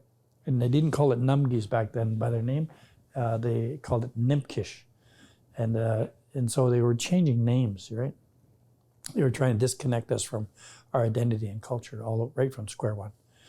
And so here, I have a letter, actually, where the Indian agent is talking to the family heads and telling them that they have to do an election. And the leaders of the various clans are saying, well, the person we need needs to have these kind of qualities, right? And so that's how it went here too, right? And so it was like an election for the first time. And so although they did carry on as heads of their families, and we know they carried on with potlatching and feasting, right? And that was evident, we'll say, in the recording of Franz Boas when he was here in 1886, 87. And so, we'll say that Indian affairs wasn't totally successful in that regard. Mm-hmm. Yeah. And so what we find though in the dismantling or attempted dismantling of the culture, the introduction of the elected system, is that those elected people have no connection to the land. They did not name the land, and they have no connection to the resource. And they don't continue to name the land. Yeah. As yeah. you have stated, is very important. Yeah, very important. For example, like the land here is Potlatch. And this current group has been, we'll say, calling it the Comox Valley or supporting that concept, where it should be Potlatch. And, we know that we've decolonized when we call this land again Potlatch, right? And we know, we'll say that... Does that need to be accepted by everybody? Well, nowadays it would be. Yes. But when I'm acknowledging the territory, I acknowledge the Potlatch, E'iksan, and Comox in that order, simply because the Potlatch have been here for thousands of years. And 1830, the E'iksan came and joined their relatives. And then we'll say a few years later, about 1850, I guess, is the Comox came south. And they consist of the Satlut and Sasitla. Now, yeah. Yeah. So when we're doing, I know we've kind of lightly discussed this, but when I am doing an acknowledgement, for example, in a public setting, what is the most beneficial way for me to do that? Well, I think the best thing for your soul is to tell the truth. Of course. I strive to tell the truth. Yeah. No, and I would just simply say that I want to do a cultural acknowledgement of the territory and the peoples. And I want to begin by acknowledging the Potlatch, who are the original ancestors and people of this land. I want to acknowledge, we'll say, the E'iksan who joined them around 1830, and I want to acknowledge the Comox who joined in about 1850, right? And so in that order, because that's the order of occupation. And so when we look at this acknowledgement, and you can say this, is that in my acknowledgement, I want to say that all the petroglyphs on Chrome Island and all over the territory were done by the Potlatch, you know, and what they do is they demonstrate the relationship that they've had with this land for many thousands of years, right? And I think that's honorable. And you know, as a footnote for if you feel necessary, we'll say, to be politically correct, is to say that I also want to acknowledge the elected chief and council of the Comox First Nation, you know, as currently the ones who provide the business, look after the business of the territory. I never want to do something because it's politically correct. Yeah. I always feel like I want to do it because that is an expression of who I am. Mm-hmm. And I think this has become a really difficult issue for a lot of people, in that we don't understand it before we say it. Yeah. And so taking the time to be educated, and it's the giving yourself permission to fumble through it a little bit. Yeah, and it's really, I agree with you wholeheartedly, because I've had a lot of calls, and people are calling me all the time, government agencies, you know, businesses and community organizations, you know, and I say the same thing. You know, I say, look, you need to recognize the Potlatch. They're not extinct. The Potlatch families are Kerry Frank, who inherited it from his dad, who inherited it from Andy Frank, who inherited, we'll say, from Joe Ninham, right? So that's a line, you know, and their Frank family ancestry is connected to Joe Ninham's Potlatch, right? So my family, the E'iksan, their tribe, my grandmother's father was George Hamilton. His father was Chief George. It was Calithkin. Calithkin's father was Sheltcombe. And the reason he had that Sheltcombe, which is a Southloot name, is because his ancestry comes from that. And that ancestry is Southloot. And that ancestor is what we call Nosy Tom, his family. Nosy Tom is Comox Tom, and his traditional name is Namugwis. So we know these histories, right? And so, and then in addition to that, a generation before that we're connected to Hequatin. And the Hequatin is, they call them Jimmy Hequatin family. And that's the two houses of the Potlatch in this territory. So Joe Ninham is Kwaguł, and Jimmy Hequatin was Hequatin. And so the way things go is that when there was a time where people were dying left and right, and they were almost all gone, Jimmy Hequatin handed his chieftainship over to Joe Ninham. It was his nephew, as I understand it. And then we'll say, so now Joe Ninham had two. He had Hequatin and Kwaguł. And so he handed the chieftainship down to Andy Frank. And Andy Frank then carried that on. So there's two chieftainships there. And so what he did with his nephew, he gave him Kwaguł. And with the other side, that's how the Everson boys end up with Hequatin, you know, that side. So, and then there's a third group. They call them Suksin. And Quimdik was the ancestor. And he's a descendant of one of those two, and I suspect it's Hequatin. And so they had an encounter with a thunderbird, the story says, and a thunderbird belt. So he acquired, we'll say, the Sishu as his crest. So the Suksin were the third group. They were a group, we'll say, who were a very large tribe, lived in Deepwater Bay area.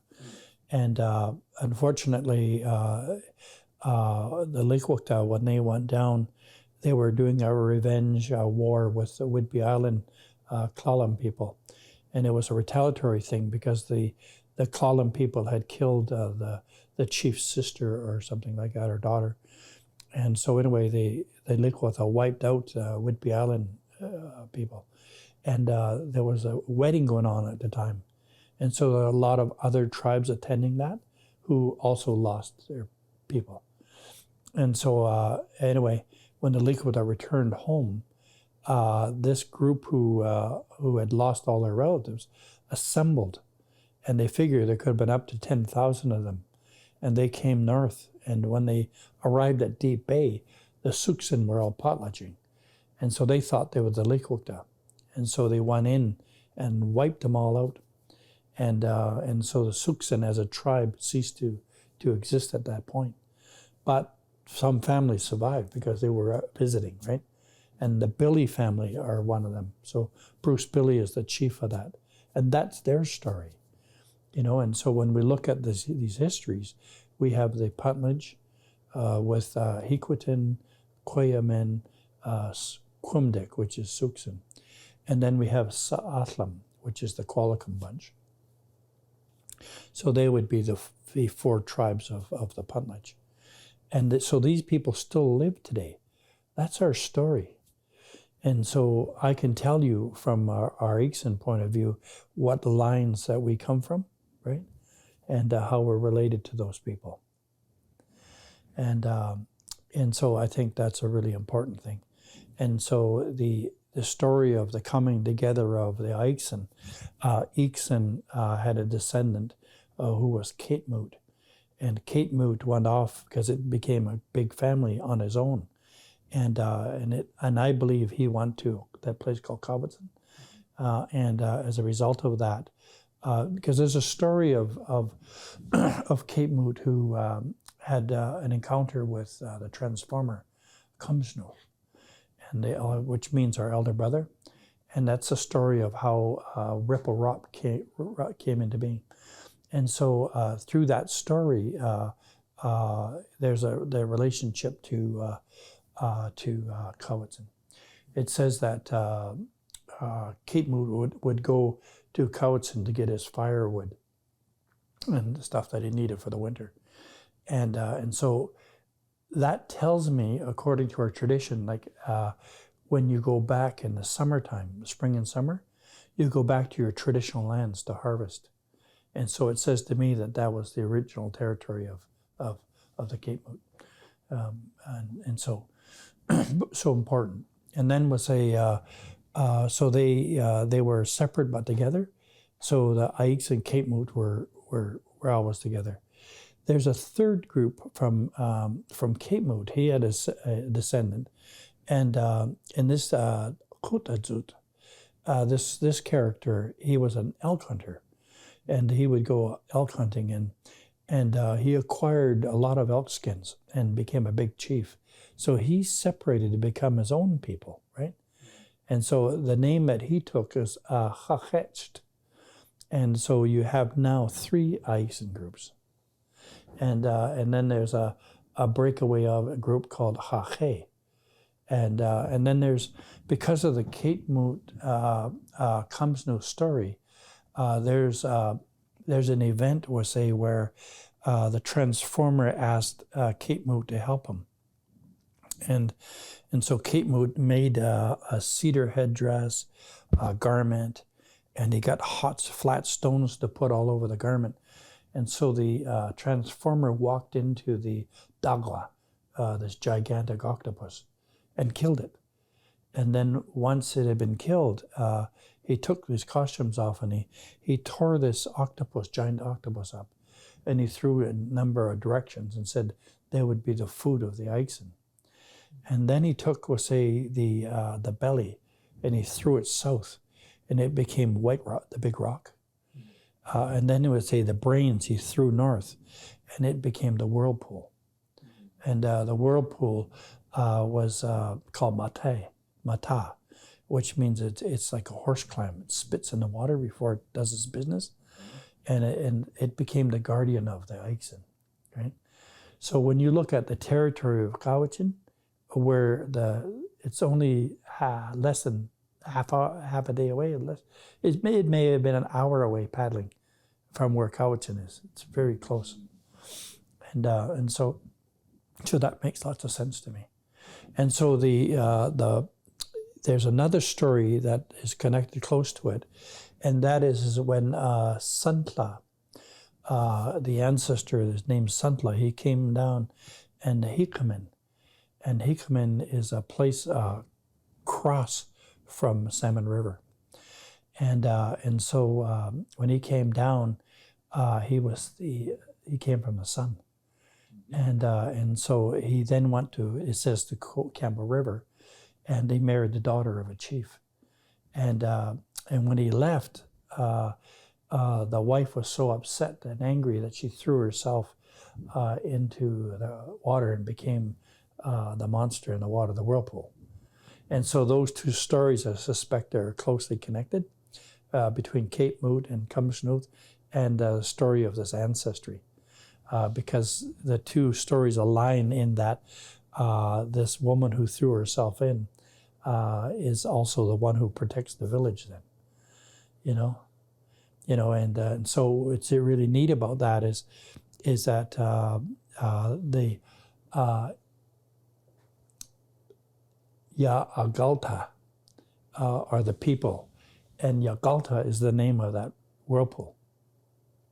So the clan that's part of the E'iksan is called Ya'agalta, the people of Yagalta.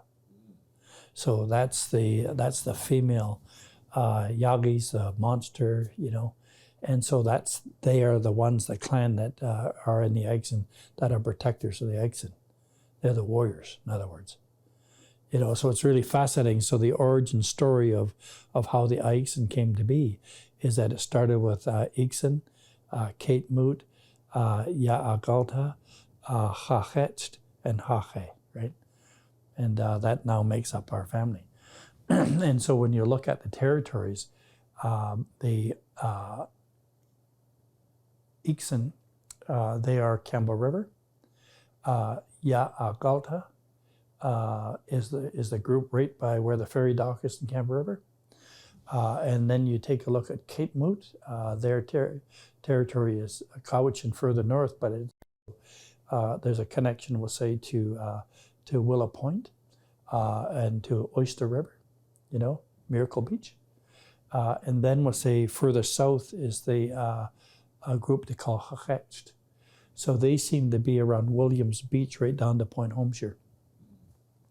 And then the Hache, the last one, their territory was all in Harriet Bay, that area.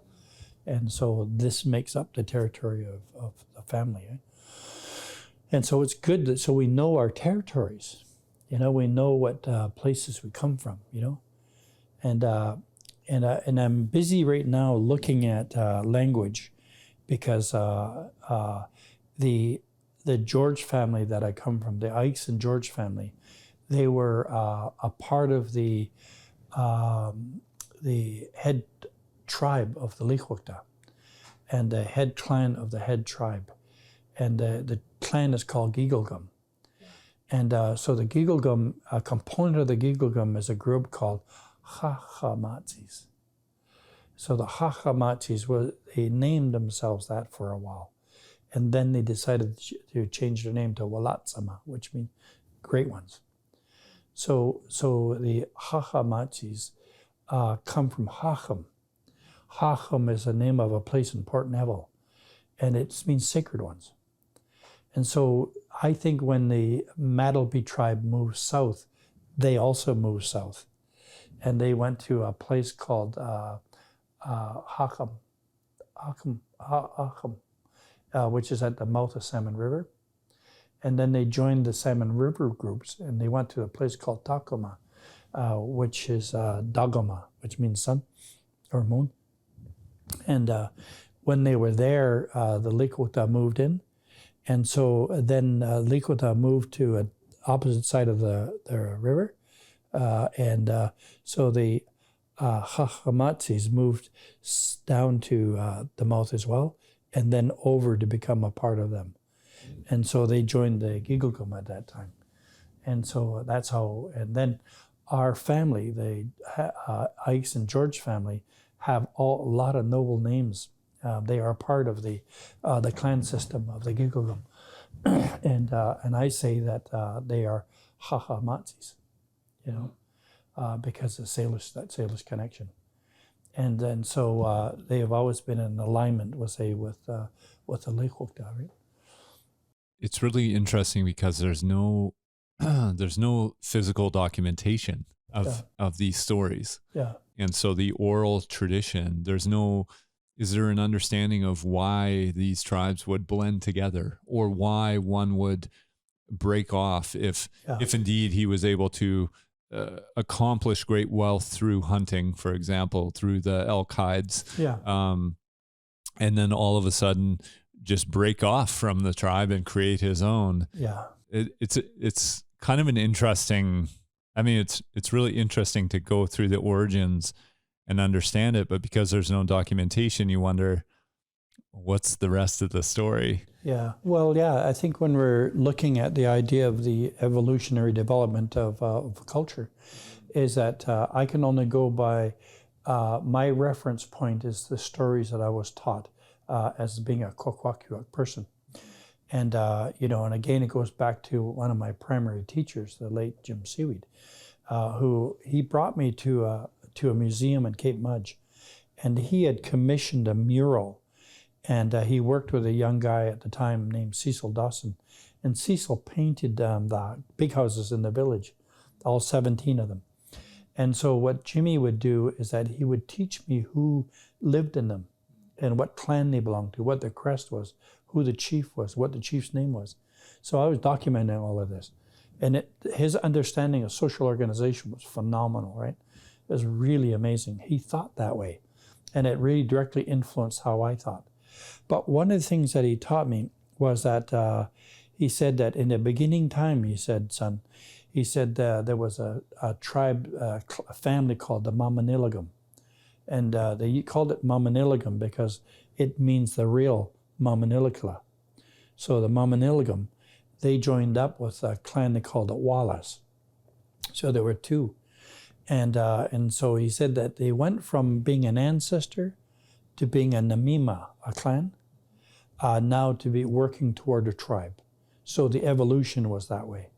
And so when they were becoming a tribe, these two families approached the group called the Tumtumzels, and those who make the ground shake. And he said, we'd like you to come join us. And he said, I will if I'm ranked number one.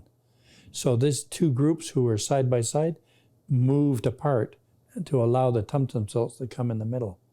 And so the Tumtumzels became the head. And the fourth one to join them was a group called the Wemuskum. And they were a Swan tribe from Night Inlet. And so when they came, the Wallace moved further apart, and that group went between, we'll say, the Tumtumzels and the Wallace. So they became the four clans of the Mamanilikala people. And so what Jimmy was saying is that part of the evolution was that they saw the necessity and how people were growing and organizing, and I guess the temperament of the people, that they were better in numbers. And so it suggested, we'll say, that the numbers of people moving around from further north and further south, there was a need, we'll say, to make sure that they had alliances and protection.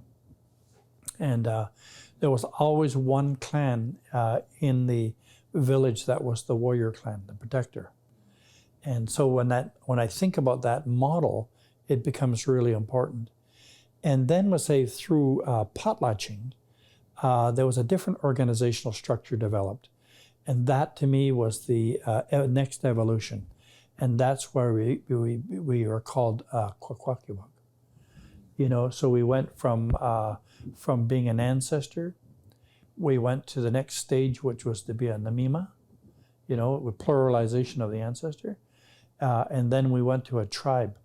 And so it always at one time, we'll say that the person who was invited in was either the one the tribe was named after, to say that that's who created it, or it was named after the head clan, right? And so there was a couple of ways that the tribe could receive its name as a tribe. And then the collective group decided to call themselves Kwakwaka'wakw, that we are now the Confederacy of Tribes. As in other cultures, were the warrior clans, or were they held in higher prestige? Or was there a hierarchy within that system? Well, the hierarchy, there was two parts to this. So one is a summer ceremony and way of life, and the winter. And so the warriors were always held in esteem for what they were willing to sacrifice, because they looked after things for us. And they always had warriors in every clan, but it was always a war chief, right? So our social structure is that there's the head clan chief, there's the warrior chief, and there was kind of like one that looked after technology and health, and so forth, and mentorship. So those are the kind of breakdown of the four chiefs. But the only ones that could invite other tribes was the head chief. And later in times, around 1880, it started to change where the number two chief could invite other tribes. And then it evolved into a place where all people can invite tribes. And the system was breaking down. But let me finish the part where when we looked at the esteem of people, is that the warrior was trained from childhood in the art of war. And when they would go in a canoe, for instance, everybody in the canoe had a job. There were people who were torched, people who captured slaves, teacher looked after the booty, people who would cut heads off and stuff like that. Everybody had a job to do. And as they were preparing for war, what they would do is they would take on their winter personas. And so what they would do is they would go through a ceremony that the Hamatzas would take the power of Hamatza, the grizzly bears, the grizzly bear, and so forth. And so that they knew when they were going into war that they were in touch with their power. And the sailors, what the sailors call kiadas, their power. So you had your power with you when you went. And so no matter what happened, you were just a part of life, right? If you didn't come back, you were still part of life. And it's really important. So the interesting part of there was some hierarchy in the winter, in the sense that if a person gave a potlatch, he was very well respected for giving a potlatch. If a person gave two potlatches and the head chief gave one, he was recognized, the person who gave more potlatches, as being above him in the winter. But in the summertime, when you put that all away, in the winter, when you put that all away and want back in the community, the head chief is always the head chief. That was my next question, because it was like, why would you invite somebody else? Why would a head chief invite another head chief? Yeah. Right? And that stands to reason that in doing the invitation, he's elevating his status. Yeah. To the entire coast, for example. Yeah. And the part of it, though, is that it's put away. The only time you can talk that way is in winter, right? And so people don't understand that today. Like, people are going like, yeah, you give a lot of potlatch, he's got to be the head chief. No, because when you put that stuff away, you put your names away. You're not that person. Right. Right? And it changes, it really gets your mind when you think about that. That's why I said, like, when I look at how names are recorded, and if they're using a winter name in the summer, I'm suspect. They either that anthropologist got it wrong, right? And so you have to really think about that. We should also clarify that about the potlatch. Yeah. If a chief holds a potlatch, it's not necessarily just the chief's pride or just the pride of their rank among other chiefs. It's the entire village is contributing to that potlatch. Yeah, there's two parts of it. Is that people are putting all their emphasis on the potlatch today. They forgot about feasting, right? So in the ceremonial evolution, is that the very first ceremony our people had was a feast. Then we adopted a red cedar bark ceremony. That's a healing ceremony. Then we evolved into a potlatch, right? And there's several types of potlatches. And so when we look at that evolution, it's the evolution of our consciousness.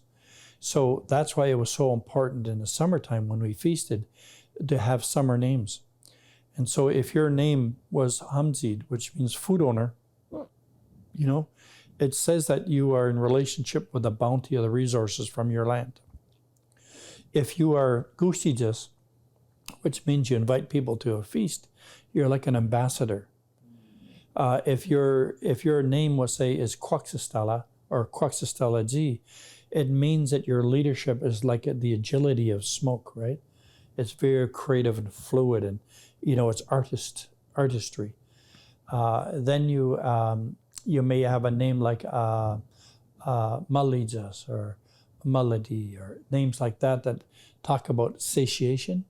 So it means that the bounty of your giving is like you provide people with a sense of fullness that allows them to feel one with life, right? Some beautiful, beautiful names. And like my great-grandmother's name, her name was Ka'akstalas, and it's also a man's name. But Ka'akstalas relates to Ka'akste means morning, and Ka'akstalas means that it's like a breakfast giver in the morning. And some people say that your bounty is so great that you're still feeding people from nighttime to breakfast time, right? And that's emotionally, or like all kinds of ways. Sorry. Yeah, all kinds of ways. It's beautiful. Yeah, but it's like, so when you look at names in the summer, it's about relationship to you and the resource. You know, it's a relationship to you and people. It's a relational piece. And in the wintertime, the names may be Yahudlas, which means you're giving away wealth, right? Or it may be, we'll say the name is Tzaqid, which means that you're throwing property, right? Or the name might be Makwa, which means it's just potlatch. You are the epitome of the potlatch. You are potlatch.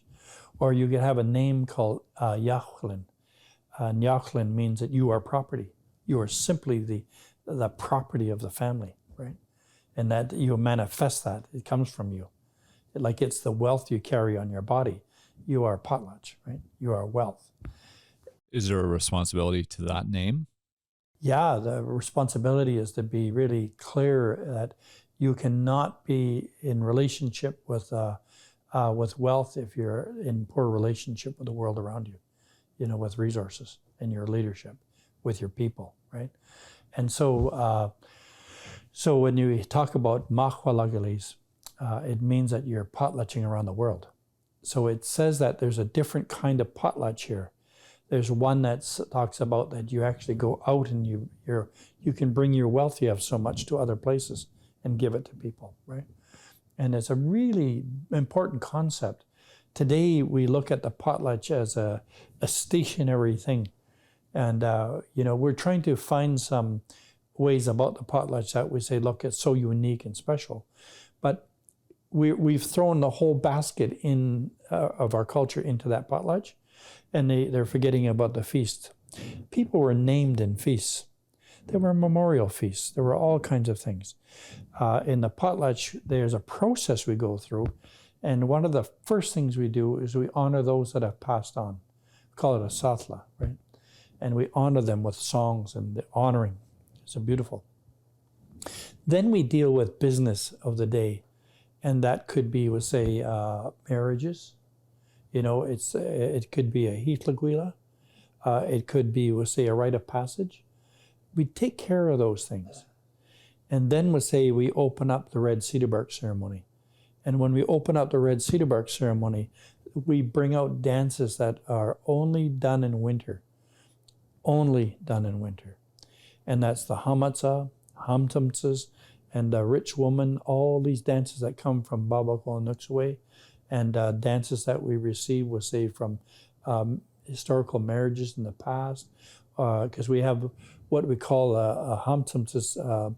The the Red Cedar Bark Society, right? The Hamatsa Society. Then we have the Winalalagilis, the Warrior Society. Then we have the Nuuchanulth Society, the Fool Society. The Kwakwaka'wakw Society, the Peace Dance Society. So these societies are all these dances that fit, and each of them are shown in the order in which they are supposed to be shown, right? The very last one would be what we call it peace dances, the Kwakwaka'wakw. Did they call it a society because it transcends the clan or the tribe and connects you to other people in other clans and tribes? Is that the meaning behind that? No. Well, I think what it is that the so complex, right? So the winter ceremony, there's spirits that are in the universe that we are connected to and sometimes possessed by. And so the idea is that these attendants, say, or these people who have responsibilities, they go and they pay attention, say, in these societies, like the Hamatsas help Hamatsas, right? And so it's a container within that. And so when we do that work, we make sure it's done properly. And the same thing with the warriors, and the same thing with, the fools, and the same thing, we'll say, with the peace dances. And a lot of it is that where it's done in the old way, we do it according to how we receive it. So the people who we inherit it from, where we get it from, we have them mentor us, and we do it that way. It's always been done that way for a particular reason. And so it's like in the winter ceremony, that's where we show the squakwai or the kwikwi. But when we received it, we had them and come and teach us how to do it. And but the meaning that we apply to it might be different than the meaning they applied to it, because we try to make it fit. And sometimes it's not done the right way. We're trying to. It's like trying to speak a certain way, and it's not being received in a good way. It's like us trying to bring traditional concepts into a left brain world, right? You don't get it. It's like our language is going above them or below them or around them. They don't understand it because they're so literal, right? And where it's a metaphorical way. Like when the Hamatsa dances around the world, looking for food, eating souls, and all these things that happen. It's like, there's an undercurrent of people who have kimyad, who have corralled and pulled this person into the organization of the house, and the songs and the work that's being done, where it's multi-leveled dissidents that we're creating and showing, we say, the cannibal spirit, but also in a subliminal way is teasing the cannibal spirit into a taming process. And it's so complex, right? But it's so beautiful. And that until the point, we'll say, where the bird masks come out and they dance, and the last one to come out is Raven. And then there's a primal scream of the Hamatsa, which acknowledges the release of that. And then comes dancing tame, right? He is no longer in any possession of that spirit, but he has learned from it, and he's now dancing with it, and he's dancing in a good way. And that at that point, the village or the people in the Potlatch would re-embrace them, that person as their chief, right? Yeah, and that's what they want, or chief to be. Chief to be. Yeah. Thank you. Yeah, and so the idea being that the old Hamatsa, which is the father, has indoctrinated his son, and his son will be the one who takes over him, right? And so it's a beautiful thought to say that you have he's now initiated, and through that initiation is that he's been taught the worldview. He's been taught the concepts that are related, because he's also been taught, with say, the concepts of a summer season. So now he's rounded, right? So there's initiated and uninitiated people, and so he walks in a special way, and so I think that when we look at the Eagle chiefs, for instance, in the olden day times, the father, who's the eagle, picks the child at around 5 years old, and puts the eagle name on the child, and then gives blankets away. And when they give blankets away, it's called pressing down on the name, so that the name that's on the child will stick, you know. And there's one story of my dad's mom, Granny Lucy. Her everyday name, Clulianuk. Anyway, when she was 5, she was all put in, she had a nice little butt blanket. And so in any case, she was playing down the beach, and they had her ceremony in the council hall in Alert Bay. And so they'd put up a pole, and on the pole was the eagle's nest.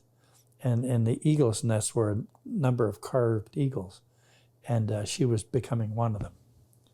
And so they brought her in, and they acknowledged that that's her name, and her name was Kwakwaka'wakw, and that way means that she has the chief, the smoke on her. You know, she's the chief of the smoke. Gome usually means leader or chief, right? And so when we look at this, is that they prepared individuals from the time they were really young, and so as that eldest child grows up, she has the training of people around her who will know who she is, and they will help her with the knowledge, and so that as she grows into a human being, we call it, she then can provide the teachings and the direction that the clan needs for the well-being. You know, that they are aware of their identity, their culture, their rights, and that's her job, right? And it's a really beautiful concept, you know. But that's an example of an eagle becoming, or a chief becoming. Yeah. But this is the civilization, or the area is also open to all people. Like, would all people be trained within that? So not everybody will be a chief. No, because you have hamatzas, you have warriors, you have rule keepers, teachers, healers, you know, all of that, right? And so when we look at that, is that the fabric, we'll say, of our clan, is that you're going to have a lot of people with a lot of gifts, and so the chief, who's actually the facilitator, the coordinator, you know, the mentor, all of that, is responsibility is knowing how to utilize that diversity and utilize those gifts. And so that it's kind of like in 1830, Ptolemy, when I told you about his census, Agalta, he went to the tribe there, the E'iksan tribe, and he identified who owned what house, how many people in a house, and how many wives they had. And so the head chief and the number 2 chief both had 5 wives. And so you could easily, from a biased place, go and say, well, how do you manage that? Oh my God, you know, I can't manage one. But when you look at it in terms of people who provide you with wealth or provide you with talent, you know, they're lifting the tribe up with their gifts, right? So let's say, for example, one of them was a basket weaver. Another one made this, you know, that. These are the wives you're speaking about. These are the wives, yeah. That they all provide with, say, a resource to the chief, to the tribe, to the clan, or whatever it is. And they're lifting them, right? So it's not about, we'll say, sex, you know, and I think we as human beings have a tendency to reduce ourselves to looking at objectifying women. This was about how do you be in a relationship with people who are very talented and amazing, right? It provided the chief with a well-rounded panel of experts. Yeah, in a sense. Yeah. Can a chief also be a healer? Oh yeah, yeah. So chief can be a warrior. Chief can be a warrior. So how are they expected to be all things, or is it just their inherent tendency, or they choose it? Yeah, I think what's really important to know is that I think when we look at our historical tribes, again, I'm going back, is that when people did things, is like when war was declared and people went off to war, for example, not everybody went. You know, there were always people who stayed behind to look after and protect the village and the people in the houses and so forth. And so you had chiefs who would probably wanted to go, but they needed to be chiefs at home, right? And it's like, it's like when someone goes to war today, we don't all go, right? And so the people who are designated will go, and there are people at home who know how to protect people. My chieftainship, although I'm an Eagle chief for the Gixsam and a Potlatch chief, I also have a warrior name, Kalam Malagalis, which has to do with feared around the world.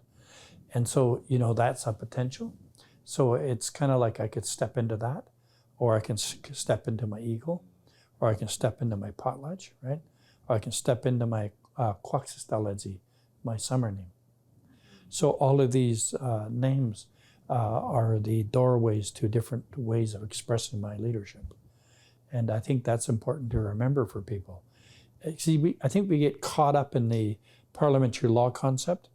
You are one thing. Yes, I was just going to say that. That's a beautiful thing because it also gives you permission to put it away. Yeah. You don't have to be a warrior all the time. Exactly. You can put it away. That is so refreshing. Yeah. There are parts of ourselves that we don't want all the time. I don't want to be a workaholic all the time. Yeah. Right? Yeah. But there are moments when I love to work all the time, and I need to step into that. Yeah. Do you ever watch Clint Eastwood's Unforgiven? Yes. Yes. And that's the concept right there, right? It's the idea that this gunslinger, this person who's a warrior, like he's now, we'll say, put that away. He's quit drinking. He's trying to become a farmer. He's trying to raise his family. And then the moment he drinks, all his talents come out, and his viciousness, right? Well, he puts away the farmer. Yeah, he puts away the farmer, and some of my relatives and friends say that was their story, right? And it's like we do that archetypally, and I think that's what's important about this, is knowing we'll say that, like we're the golden child, right? Or Carl Jung's version of that, and so sometimes we'll say we're the orphan, we're the martyr, we're the warrior, the wanderer, and we're the alchemist, or the shaman. And so when we look at all of those pieces being ourselves, is like there's times where I feel like I'm the golden child, right? There's nothing wrong in the world. I am who I am. I just love it. And there's times, we'll say, where my experiences of residential school, like day school, and the world and colonization, I feel like I'm a half person, and there's other times, we'll say, as a result of that vulnerability, my warrior's up, right? Or we'll say, I want to be accepted, my martyr, my self-sacrificing nature comes up. And there's other times where I need to wander to be reflective and think about life, comes up. And there's other times where I look at my higher self and says, you can be whatever you want to be, Wedlidi, and all you need to do is change how you think about it. So if you're thinking like a half person, how do you perform? Do you know you have a choice? You can choose to be not an orphan. When you become aware of those archetypal selves, then you have agency, right? You have the power, we'll say, to be the architect of whoever you are. And it's just a matter of a decision. I think through this conversation, I've just kind of had a weird breakthrough in that, I've always been in conflict with my domestic self, the demands of me being a domestic, like being a father and being domestic. And I do all the cooking in my house and gathering. So getting all the groceries and all these things. And that the other person that I am is always been in conflict with that. Yeah. And so I'm never at harmony when I'm at home. Mm-hmm. Right?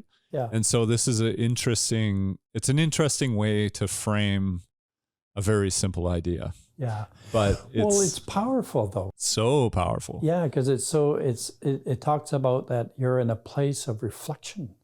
You know, like when you start developing a mindfulness, you're aware of the different parts of yourself. And that's really rewarding. But I've never compartmentalized those things. I've always tried to put them together to say, this is me. Yeah. Right? Yeah. And so when you're given permission to compartmentalize, I think it can be helpful. Yeah. I'm sure it can be plenty destructive as well. Yeah. But I think in moderation, it's an interesting idea. Well, and what I might invite you to consider, because again, the Western world and left brain thinking compartmentalizes, and right brain would be a weaving like a tapestry. And so the idea that your domestic side is one of the strands of your life, as being a father is another strand of your life, being the husband and the lover, and all these things are parts of the strands, right? So this basket of who you are is about relationships to one. And it's the part you can't see, that's the part you illumine. So you want to experiment with that. And that becomes really exciting. See, the issue is that when there's tension between your domestic and your artistic side, you've got to kind of sit with it for a while and say, what meaning am I giving this? Am I looking at it with the left brain? Is it bad? Is something wrong? And then, you know, if it's a problem, then you have to ask yourself, how am I when I believe that? You know, how does that perform? Do I pull from my wife, or do I lose energy, all these things? And then you ask yourself, what would my life be like if I didn't have that thought? Right? And that's the kind of invitation we'll say to have that alchemy. That you are, in fact, you can simply change that thought. And then you have a different experience of what you're looking at. And when you have a different experience, you can see the learning in that, the rewards in that. Because it's like, is it really true? And we really get down to these notions that most of what we struggle from in life are the illusions, and they come from somewhere else. They're not real. I am what I think, and so is that a good thing? Yeah. We've all met the people that. Yeah. Well, it is. And there's this thing where there's a man and his wife that live in a village not far from here. She's pregnant, and she gives birth to a child. And this child, they just love this child to bits, right? The community loves the child, and the universe loves this child. But as the child grows, it experiences things that influence it to lose sight of half of itself. And so causes confusion, self-doubt and anger. And soon that young person starts exhibiting that confusion in the house and in the community in a number of different ways throughout its growth, and to the point where it's an adolescent. And one day an elder comes by, and the elder says, look, I can see that you're angry on account of how you're looking at yourself. If you want to walk with me, I'll take you to this place called the wilderness. And in the wilderness, you'll explore. You'll struggle, but you'll explore. But you will be sure to find some meaning, right? But it's really important for you to think about this. If that's what you want, I'm there for you. Just come find me, right? So the elder left, and this young person thought about it for a while and thought about it again and again. And what seemed to come into the thinking was, I'm not really happy about where I am with this. I know I'm angry, and I know I'm confused, and I'm doing a lot of shit. I don't know what this wilderness is, and I don't know what struggle is. And I don't even know what happiness is. But it's got to be better than what I have right now. And so decides to go find the elder. So the elder and this young, we'll call him young man, walk into the wilderness. And the elder simply says, hey, son, what do you see? Yeah. And this young person looks down and said, well, I can see that it's a clear path that there must be a lot of people who use this one. And he says, exactly. He said, I have. We kind of all at some point do this. And they walked along. And he said, what you have in yourself is energy. All of what you're experiencing right now is energy. And we're going to work with that energy. And we're going to sit by a river and we're going to work with that energy. Sometimes I will be there with you and sometimes you'll be alone. And so they walked farther. And soon they came to this creek, a little river, and there was a patch of golden grass, and it was laying down. And he said, that's where I want you to sit. And he said, when you sit there, we're going to do a lot of teaching, a lot of work. Just be with it, right? And so they did. They spent a period of time, and there was a lot of mentorship, and the elder was helping them to breathe, to move energy, to yell, and do all kinds of things. And then he would leave. And one time, when this young person was doing this work, he just really got down to the bottom of the belly and yelled. And it was followed by this overwhelming amount of grief, and that grief was followed by tears. And those tears went down the body and into the creek. And the tears in that river became one. And just then he looked over and he could see on the same side of the creek that he was sitting was another person walking up that was half. And he stood up to greet this person, and he realized that was the other half of himself. And they came together. And it was really awkward, this coming together. And he kind of lost his balance, and he rolled down the creek, the riverbank, and he went into the water. And then in that moment, like the tears in the water, these two parts came together. So the first time in a long, long time, he stood up and he looked at the world as a whole being. And it had different kinds of emotions attached to it. So he walked up the riverbank and then started heading out toward the village. And right where the wilderness ended and the village began was the elder, who simply said with a smile, welcome home. And he said, tonight we're going to eat, we're going to sing, and we're going to dance, and we're going to celebrate your discovery. And so they did, right? And so that's the story of our lives, right? It's the story of how we come into the world, the golden child. How we're 360. And there's a number of things in our life, whether it's school or church or just the way nature of the culture of the family, that we lose sight of our goldenness.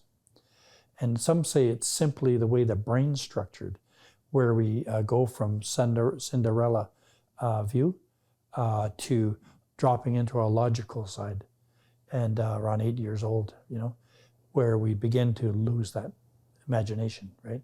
Santa Claus no longer is real, all those things. So that can happen. And then from there, we live a life of halfness until we find a place or an opportunity to sit with it, to explore it, to go through it, and reclaim the part of ourselves that allows us to be whole, right? And so the elder could be anybody. Elder could be your higher self. It draws you into a place.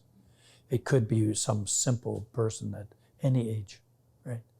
But what it does is it allows you, to arrive in a place to know that everything that I carry with me is just simply energy. And if I can realign that energy with the fluidness of the motions of the universe, then I become one, right? I become 360 again. And so it's the idea that nature, when we see nature moving, we're moving into winter now. That's the time between death and birth. So let's take some time, to allow the masculine and feminine energy of who we are to dance inside our heart and in our mind and in our belly, so that we can integrate our wholeness, right? So when we come into spring, we can step into that, and with the determination of that little leaf that wants to become, or the branch that wants to become the salmonberry bush, right? Like there's a curiosity, there's an excitement, Let us have that. And then as we become to show ourselves, and we, like the berry trees, blossom and become berries and become alive and green, let us do that. And then when the seasons change again, and the wind changes, the time changes, the temperature changes, and it's time to let go of stuff, we learn from those trees that it's time to let go of some stuff, right?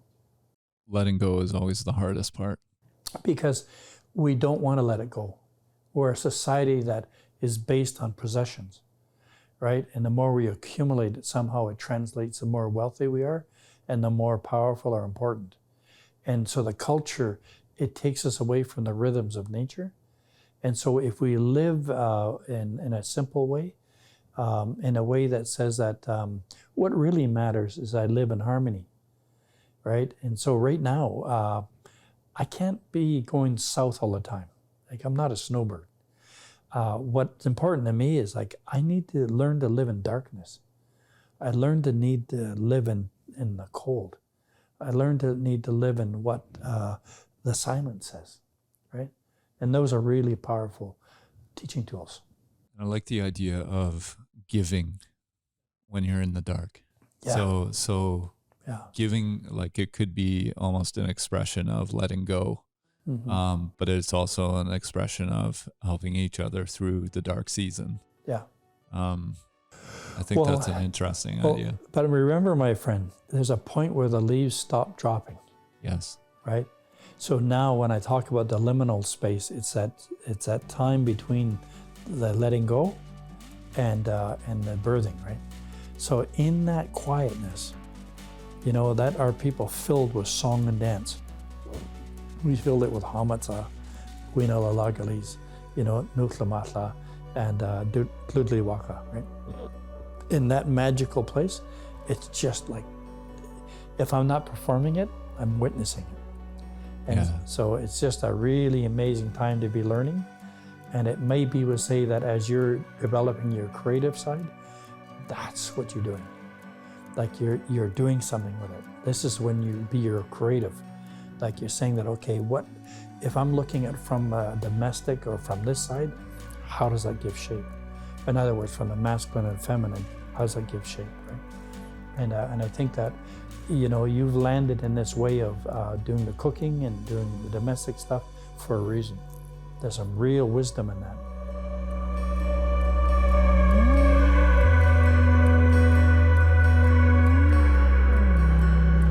And so these conversations go with Wedlidi. And I left this discussion, I felt like we were just scraping the surface, and I'm sure it will be continued into infinity in the future and perhaps put into short clips. I'll see what I can do. Thanks so much for listening. I look forward to hearing about your favorite parts and your insights that you've gained. And I hope you share your knowledge with your friends and family. And just participate. I'm Zach Whyte. This is the Ranger Cabin. Keep your fire hot.